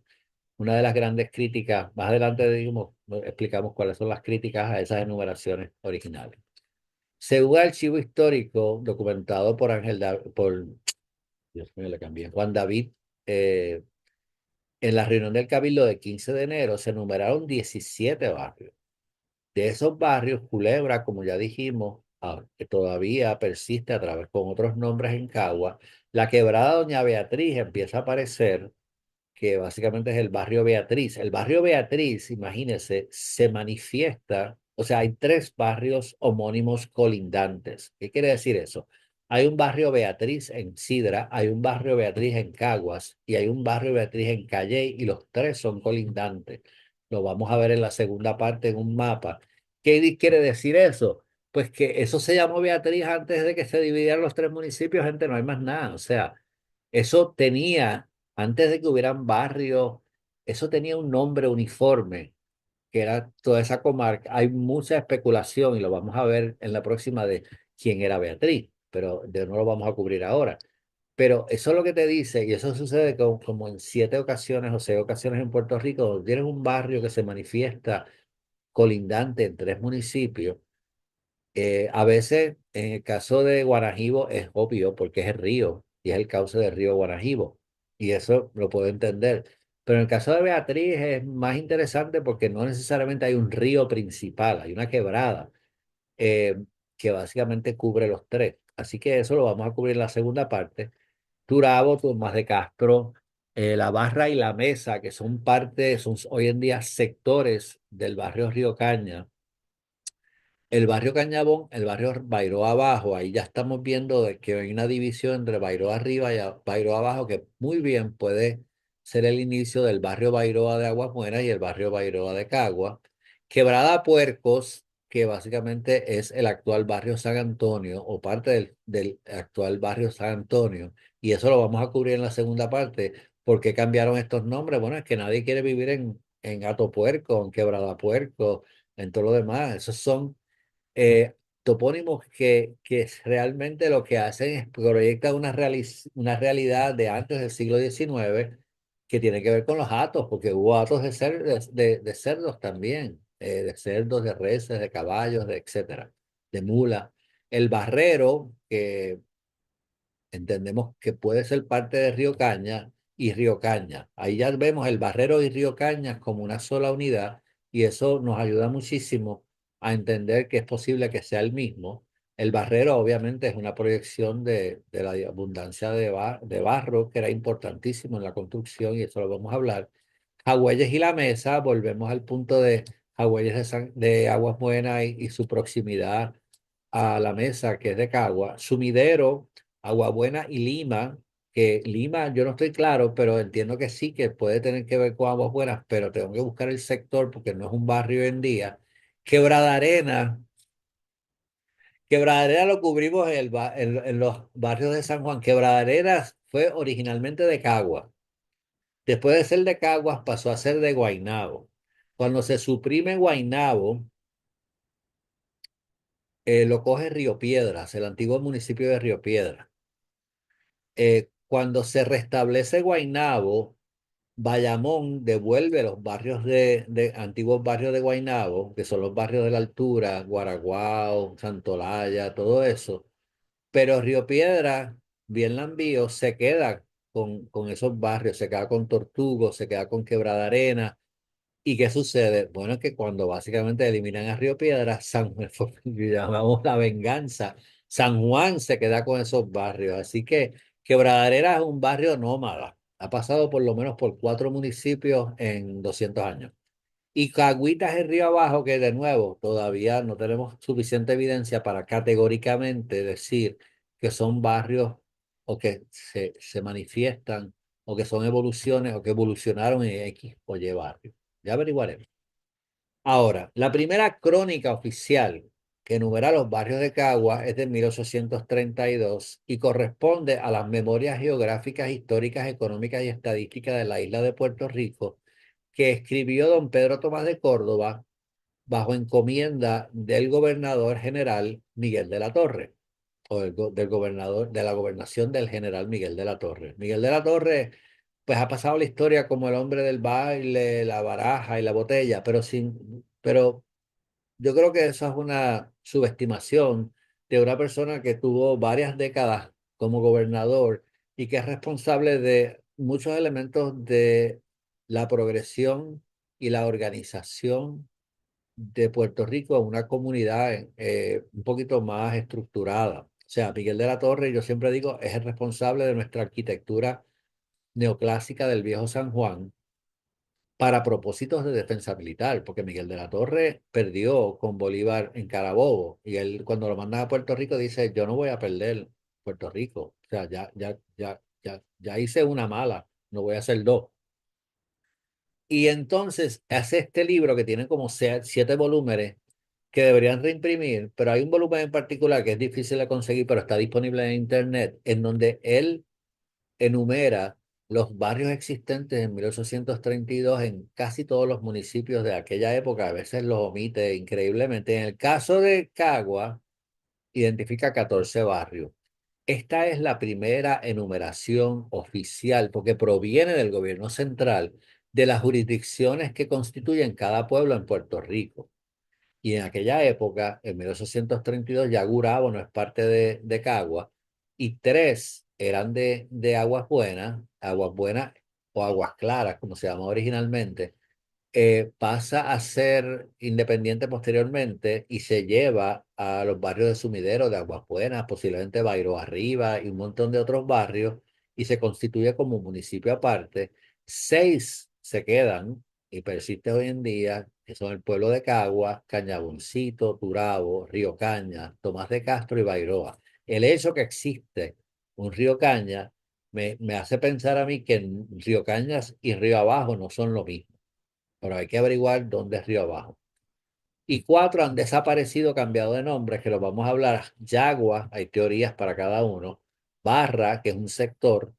Culebra, que se convierte en San Salvador, Borinquen y Beatriz. Y Quebrada Puerco, que evoluciona de nombre a San Antonio, que es el barrio que conecta Trujillo Alto a Cagua. ¿Ok? Pues esto es lo que nos dice Pedro Tomás de Córdoba. Y ahí los identifica. Ha habido mucha crítica a Pedro Tomás de Córdoba porque hay muchos errores. Y es verdad, o sea, es natural que muchas de estas enumeraciones tengan errores, pero por lo menos hay una enumeración. ¿Ok? Y es importante porque antes de eso no hemos localizado, aparte de las actas de los cabildos, como ya vimos, y estos coloqueos te sirven también como un primer de investigación histórica porque al yo contar esto, te estoy diciendo, bueno, cuáles son los pasos que los diferentes historiadores, inclusive uno mismo, han utilizado para reconstruir esto y cuál es la documentación y cuáles son las fuentes primarias que se utilizan, etcétera, etcétera, porque no existen testimonios, porque a veces no existen estos documentos oficiales y tenemos que ir buscando pistas en todos lados y las actas del cabildo son importantes, pero desafortunadamente las actas del Cabildo del área oeste tengo entendido que no sobrevivieron y ahí tenemos un gran eh, hoyo oscuro en términos de estas reconstrucciones. Como usted ve, en 1824 Caguas tenía 5.300 eh, y ya para el 28 tenía 8.500. Almas no necesariamente son personas y ya ahí viene la división racial: 3.257 blancos, 2.362 pardos, 600 morenos, 1.554 agregados, 808 esclavos, varones y hembras, etcétera, etcétera, etcétera, matrimonios, etcétera, etcétera. El documento de Pedro Tomás de Castro, el libro, y son de nuevo un chorro de volúmenes, y ya está en la internet que nos ayuda a hacer búsqueda de nombre. Esto es un estudio, no solamente un estudio geográfico, porque cubre un montón de cosas, pero también un estudio demográfico, especialmente este tomo, que yo creo que es el tomo 4, está allá atrás, lo debía haber traído. Pero los otros tomos también. Ten entendido de que, obviamente, el libro de Pedro Tomás de Castro, su hipótesis principal es demostrar cuán grande ha sido la gobernación de don Miguel de la Torre. Por tanto, es profuso en términos de estadística, es muy, muy moderno en ese sentido, es muy cuantitativo de las inversiones, de los caminos, de las mejoras, de todo lo demás, de las producciones, etcétera. Y ya vemos un cambio que tiene que ver con la historia de América Latina, como España empieza a darse cuenta que hay otras colonias, especialmente las colonias europeas en el Caribe, que a través de un auge industrial y precapitalista empiezan a generar riqueza, y esa riqueza beneficia no solamente a la población ni las colonias, sino a la metrópoli. Y obviamente ya para esa época, que es la época en donde tú tienes la independencia de las repúblicas de América del Sur y América Central posteriormente, España está consciente que se está quedando sin colonia y quiere empezar a documentar y a fomentar lo que llamaban ellos la industria, la agricultura, la exportación. No, no sin reacciones negativas como las hubo en, en América del Sur, algunas de las cuales se consideran detonantes para las guerras de independencia, porque se perdió un grado de autonomía local de los virreyes y España empezó a meter las narices y a tratar de asegurar el rendimiento de las colonias, etcétera, etcétera. Y en el caso de Puerto Rico, Pedro Tomás de Córdoba manifiesta ese cambio de actitud, ese cambio de enfoque que tenía España. Estamos terminando por hoy. En 1878, Manuel Úbeda y Delgado, que a mí me gustaría en un sueño de estos tener una conversación con él, porque es lo más cercano a un planificador moderno en Puerto Rico, produce este libro que también está allá atrás y que la próxima vez lo tengo aquí para que lo vean, que ya está disponible, si es una edición nueva, creo que puede que esté en el internet también digitalizado, pero es un libro que ya es accesible, en donde él va pueblo por pueblo haciendo un análisis de cada uno de los municipios, y vamos a ver un ejemplo de eso, una detallada y metódica relación de la condición de cada uno de los pueblos de Puerto Rico. Usted no sabe todo lo que yo he exprimido a Úbeda para tratar de reconstruir barrios, actividades económicas, vínculos con relación a nombres de barrios y producciones agrícolas, hasta producciones mineras en algunos de esos barrios, etcétera, etcétera. Y Úbeda documenta que Caguas contaba con 13 barrios.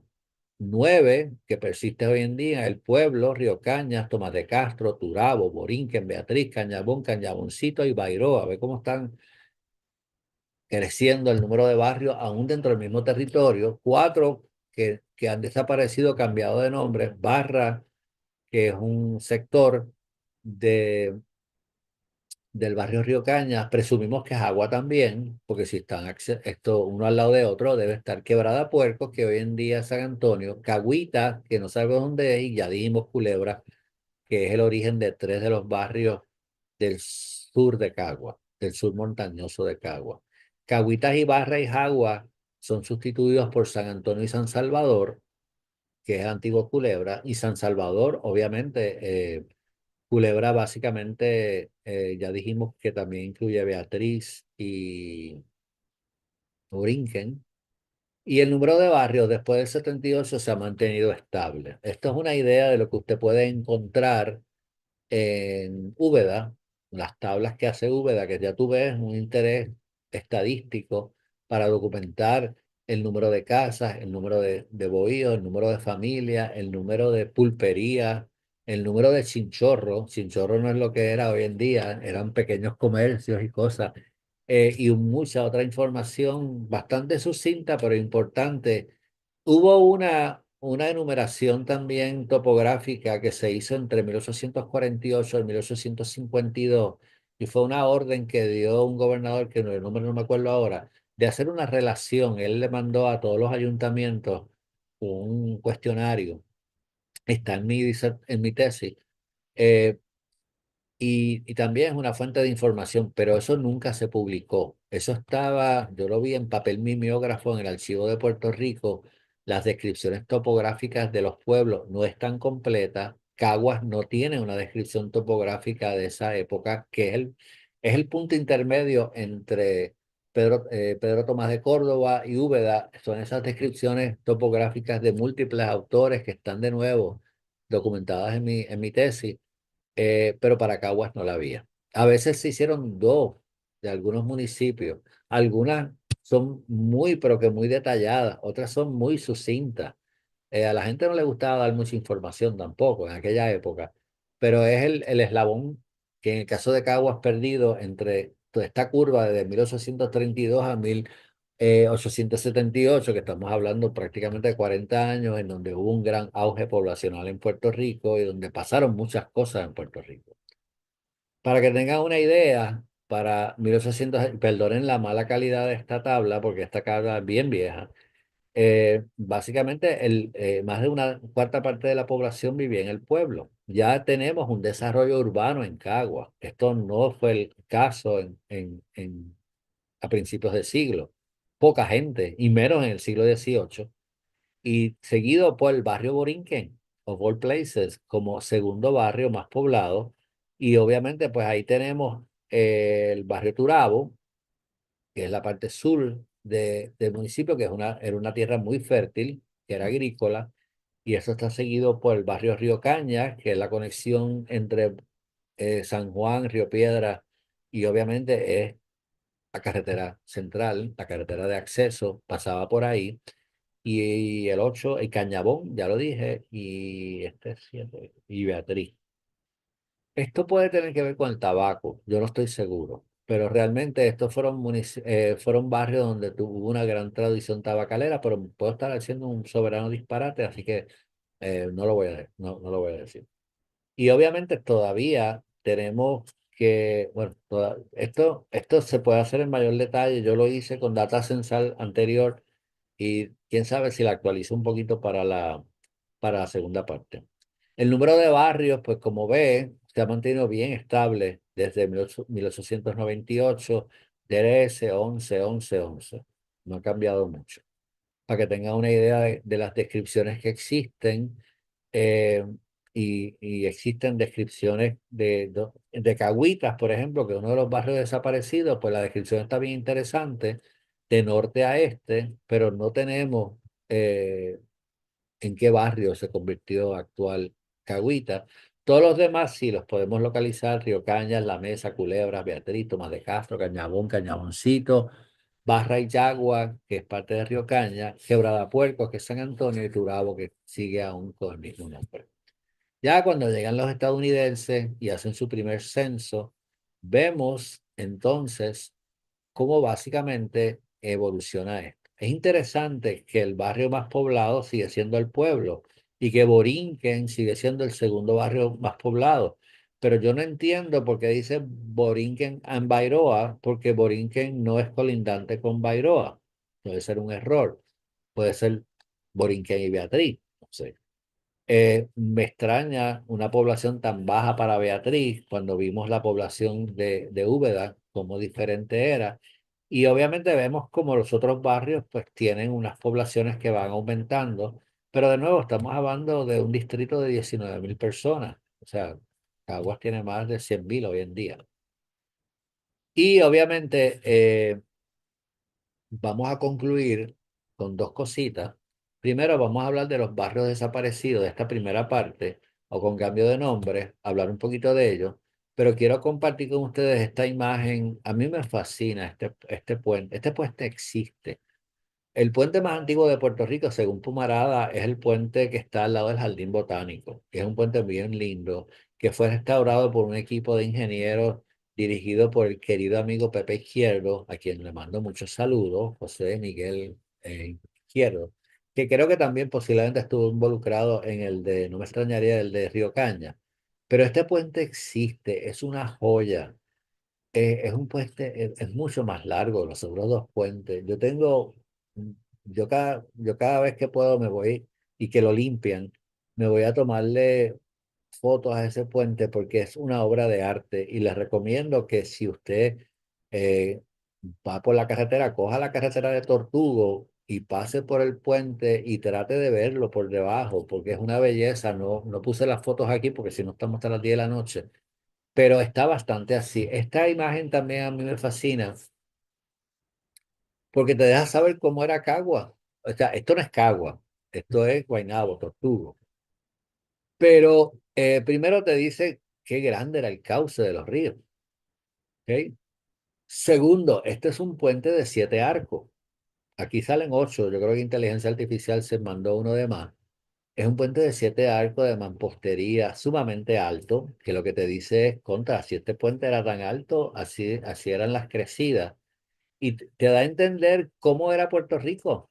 O sea, esto es hoy en día la carretera número 1, pasa por aquí, y esto está todo urbanizado, y estos son diferentes. Aquí están Los Frailes, y aquí está Albernia, aquí está Santa Clara, hay un montón de urbanizaciones.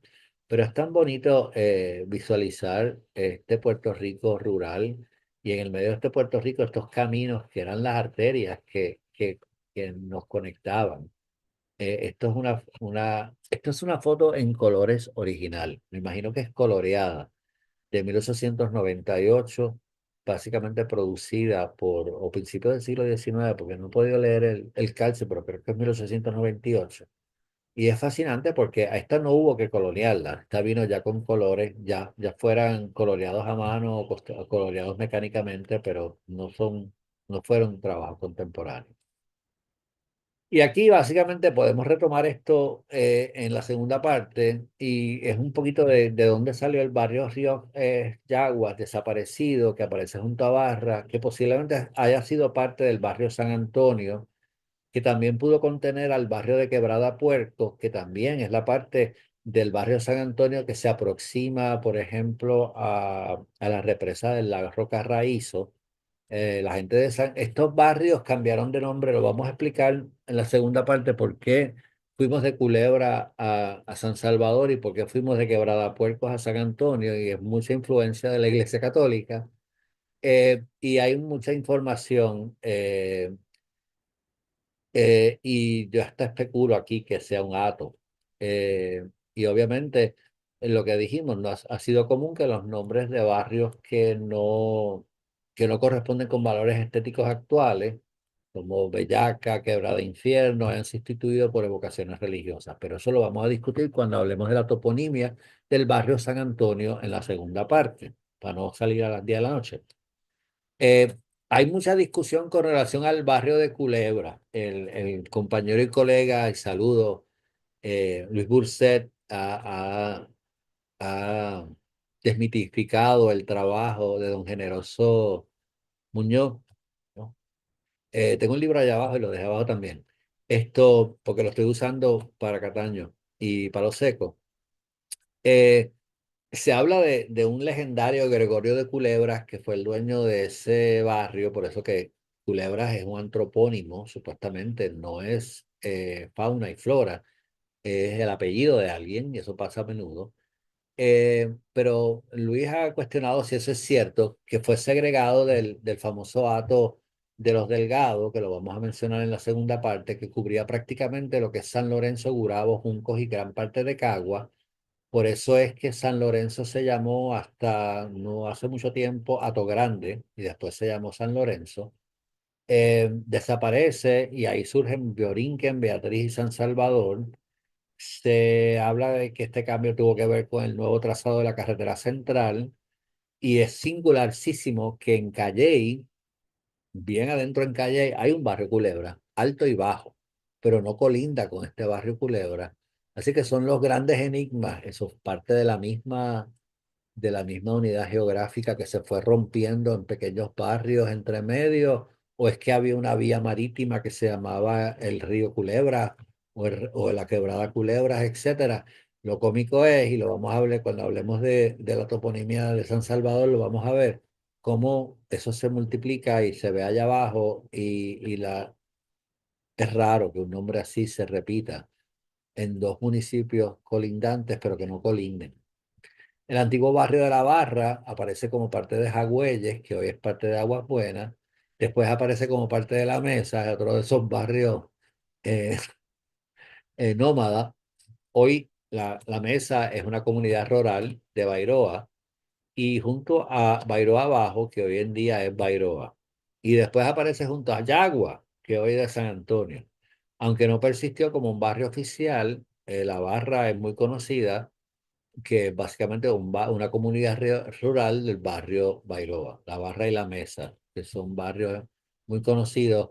Una vez tú vas llegando a Cagua, a mano derecha, en esa área, es precioso. Ahí es donde ponen la estrella, que se ve en todo Bairoa, etcétera, en esa área. De forma similar, hay mención a un barrio Fray Hormiga en 1812, que puede ser antecesor, como dijimos, de la comunidad de hormigas que dije que era de Cañabón, pero realmente es de Cañaboncito. Esa es la comunidad que queda en los montes detrás de la urbanización Hacienda San José, hoy en día. Pues en ese valle, que es un valle de mucha actividad indígena, que siguen apareciendo yacimientos y que es donde está el jardín botánico hoy en día. eh, a la parte de arriba, esa comunidad que queda en el monte detrás es la que se llama Hormiga.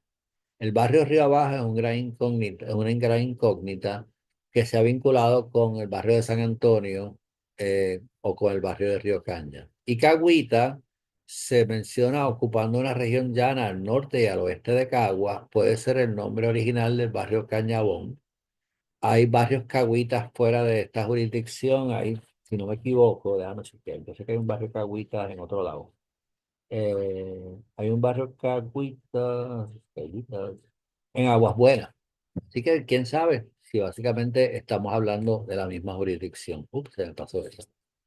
Así que esto fue un trabajo que hicimos tratando de ubicar dónde esos barrios desaparecidos pudieran estar. Nos quedamos con Yegua, con El Troche, con Lima, que parece que es de Aguas Buenas y con Pierno, sin muchas pistas, pero tenemos una idea a través de esta reconstrucción geográfica de dónde más o menos estuvieron esos barrios desaparecidos, algunos actualmente fuera de la jurisdicción de Cagua, otros dentro de la jurisdicción, algunos de ellos como La Barra y La Mesa, sectores reconocidos como Hormiga, etcétera, etcétera. ¿Ok? Así que eso nos estamos dando una idea de cómo dentro de la limitación documental tratamos de hacer reconstrucción de estos barrios desaparecidos para tratar de entender la toponimia. Obviamente vamos a hablar con calma de eso, pero estos mapas se hicieron para documentar lo que cubría el Acto de Culebra. Y eso es lo que le estaba diciendo. El Acto de Culebra se supone que incluye estos cuatro barrios que hay aquí, los barrios Beatriz, el barrio Borinquen, el actual barrio San Salvador, pero como les dije, acá abajo, en Calley, hay dos barrios Culebra. Así que la pregunta es si todo esto que hasta aquí fue también parte del Ato, lo que no es de extrañar porque los Atos eran increíblemente grandes. Puerto Rico no tenía población, así que recuerde los circulitos aquellos que vimos en el mapa de Atos de Santa Clara. Posiblemente esto todo era un Ato y se llamaba Culebra por don Gregorio de Culebra o por alguna otra razón, si existió Gregorio de Culebra.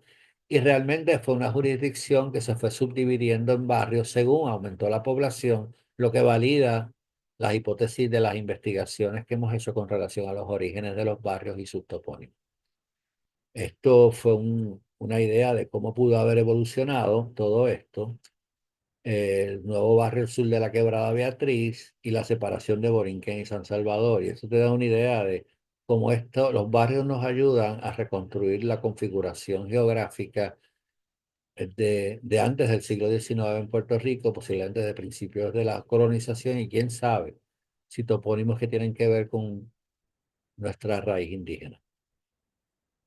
Vamos a dar una muestrita para irnos me fascina esto. Yo cogería este trabajo en inteligencia artificial, le daría zoom para ver estos detalles, porque se puede hacer. Pero todos los que conocemos Cagua sabemos exactamente dónde es esto.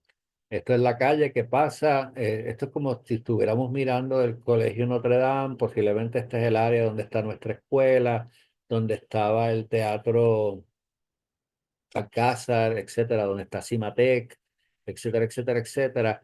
Y vemos esto y es tan conocido, es tan familiar. Y la inteligencia artificial nos ayuda a hacer zooms y enfocarnos y tratar de ver detalles de las tejas. En la calle detrás, yo no sé el nombre, pero cuando tú entras por aquí, en la calle detrás, existía, yo no sobrevivió muy bien María, pero existía una casa que era así mismo, de madera, está abandonada, estaba dilapidada, pero era una casa de 2 pisos, la base era en cemento, el segundo piso de madera, le quedaban balaustres, le quedaban todavía algunas de las columnas y le quedaban tejas originales.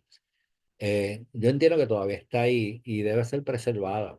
No sé para qué. O sea, yo no creo en la preservación por preservar, sino la preservación tiene que tener dos usos. Uno, un uso histórico para entender cómo era esto, como se ha hecho en Cuba con algunas casas en La Habana del siglo XVIII. Esto es un prototipo de casa del siglo XVIII a cuatro aguas. Tal vez no es del siglo XVIII, pero vamos, es el prototipo, la casa antigua, pero también las tejas antiguas, pero también que estas casas se preserven como se hizo la casa de don Abelardo Díaz Alfaro, para que tengan una idea en Cagua, con algún fin público, que no sea simple y sencillamente una postal tridimensional, sino que la gente pueda entrar, igual que se hizo con la casa Ruth Hernández, la casona en Río Piedra, que la cubrimos en otro coloqueo, creo, que básicamente fue preservada y no fue destruida en la Plaza de Río Piedra y que hoy en día es un centro comunitario. Instamos a que se consideren usos prácticos para preservar esta, estos legados. No podemos preservarlo todo, desafortunadamente, pero es que realmente no todo fue preservado tampoco en los tiempos de España ni en los tiempos anteriores, pero algunas edificaciones que nos quedan, que nos ayudan a reconstruir a través de a través de la realidad, ¿no? De la inteligencia artificial, cómo eran estas casas. Y para que vean de dónde sale esto y ser lo más fiel a la realidad. Esto fue larga. Esta es la foto original, y es de principios creo que del 98, del 2000, no, no, creo que de 1910, si no me equivoco, la foto. Y como ven, en inteligencia artificial hemos tratado todo lo posible de ser fieles a lo que tenemos. Porque de nuevo, a veces la inteligencia artificial se manda y pone un edificio victoriano aquí y no, eso no es. No es para tanto. Hay que decirle, no generes, simplemente anima. Por último, queremos compartir un trabajo que yo espero que nos salga, que hicimos para el antiguo Canal 40, como una especie de anticipo en los últimos 10 minutos que nos quedan, de, de la toponimia de la historia de barrio en particular. Esto fue una serie que se hizo con apoyo de lo que es hoy Humanidades Puerto Rico, Fundación Puertorriqueña de las Humanidades, para hacer cápsulas de barrio para el antiguo Canal 40, que era un canal educativo que operaba lo que es hoy la Universidad Ana Geméndez. Vamos a ver si se nos da hacer la La historia de Puerto Rico a través de sus barrios. ¿Se está oyendo? El nombre del barrio Tomás de Castro de Sí. Cagua es una pista importante para conocer su historia. A principios del siglo XVIII, el capitán Juan Mateo Delgado de Fonseca recibió de la corona la titularidad de gran parte del Valle del Turabo. Fue una forma de condecorarlo por sus servicios militares en defensa de los ataques de los ingleses y holandeses. Las tierras de Delgado iban desde las lomas de Aguas Buenas hasta la costa oriental. Según heredaban sus descendientes, las tierras del gran hato de los Delgado se fueron subdividiendo en hatos y hatillos. De estas subdivisiones emergieron con el tiempo los pueblos y muchos de los barrios de San Lorenzo, Gurabo y Caguas. Don Sebastián Delgado se hizo cargo del fértil territorio, donde convergen los ríos Turabo y Grande de Loíza. Una de las hijas de don Sebastián se casó con un militar llamado don Tomás de Castro y juntos desarrollaron un atillo que sobrevive en el nombre o topónimo del barrio. Tomás de Castro es hoy uno de los 11 barrios de Caguas, colindante con el antiguo municipio de Grande o San Lorenzo. En este barrio, de un padre cortador de caña y una madre trabajadora del tabaco, nacería William Miranda Marín, recordado alcalde de Caguas. Hoy, Tomás de Castro retiene su sabor criollo de campo, fiel a una tradición multicentenaria. Que quiero compartir. Este es un líder comunitario, el narrador, muy En querido. San Salvador hubo un asentamiento indígena en algún momento y creemos que fue aquí en el sector La Plaza, ya que los petroglifos están en esa área y que los ríos hacen un redondel justamente donde está el petróleo. Y además las piedras que se han encontrado y hachas indígenas nos muestran eso. La quebrada Morena y la quebrada Maracal dan origen al río Turabo, que nace en el Monte Pirucho, el monte más alto que tiene Caguas. Monte Pirucho. Yo subí al Monte Pirucho. El barrio San Salvador, para la época en que entraron los americanos a Puerto Rico, más o menos en ese año, San Salvador se había separado de lo que era el barrio Culebra, que eran los tres barrios, Borinquen, San Salvador y Beatriz. Mira, el nombre de San Salvador no tenemos una historia como tal de quién en realidad fue el que trajo ese nombre, pero creemos que sí, que fueron los padres redentoristas, Sí. ya que los últimos barrios en incorporarse al pueblo de Cagua fue San Salvador y San Antonio, el comisario del barrio, que era el que estaba a cargo de todo lo que se hacía en San Salvador. Que había lo que se llama pequeño centro comercial para aquella época, donde era el intercambio de agricultura, de animales, y los vecinos que vivían en los alrededores venían a hacer el intercambio a la plaza.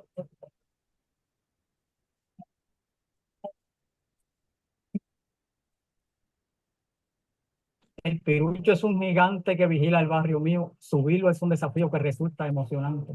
Es un barrio interesante por todo su alrededor y se llena de esplendor cuando alguien lo visita. Una experiencia bonita conocer San Salvador.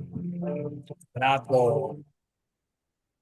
Bravo. La actividad de Arecibo va a ser el 28 de marzo en la vitrina. La vitrina entiendo que es un centro comunitario en la plaza, el centro, en el área de la plaza de Arecibo, pero de todos modos nos vamos a ver antes de eso.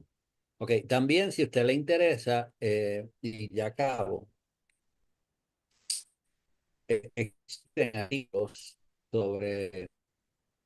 sobre los diferentes barrios que hemos trabajado. No soy yo el único, pero este es el de Tomás de Castro en Lapicero Verde y hay otros artículos en otras fuentes. Yo creo que es cuestión de buscar Torres Barrios y buscar el nombre del barrio a ver si aparece, si tiene suerte, pero Tomás de Castro también está reseñado en un artículo que existe y que prevalece. ¿Ok? Ok, por último, les vamos a dar esto es lo que vamos a estar cubriendo, los antropónimos, o sea, de dónde salen estos nombres, quiénes son, quién fue Beatriz, quién fue Tomás de Castro, quién fue Gregorio Culebra y quién fue José Joaquín Navarro, etcétera, etcétera. Y entonces, obviamente, los convidamos a que regresen a la segunda parte, que va a ser el el lunes 9 de marzo, eh, aquí mismo. ¿Ok? Y nada. Eh, Nos vemos. Nada, gracias Rafael, gracias a nuestro público que vi que hay 1.146 personas se conectaron en aproximadamente 37 vías donde se compartió el programa. Como muy bien mencionaste, el lunes 9 de marzo a las 6:30 tendremos la segunda parte de este programa dedicado a los barrios del municipio de Caguas. Nada, mi gente, gracias Rafael nuevamente y nada, cuídense. Nos vemos en marzo. Gracias, Pablo. Siempre agradecido.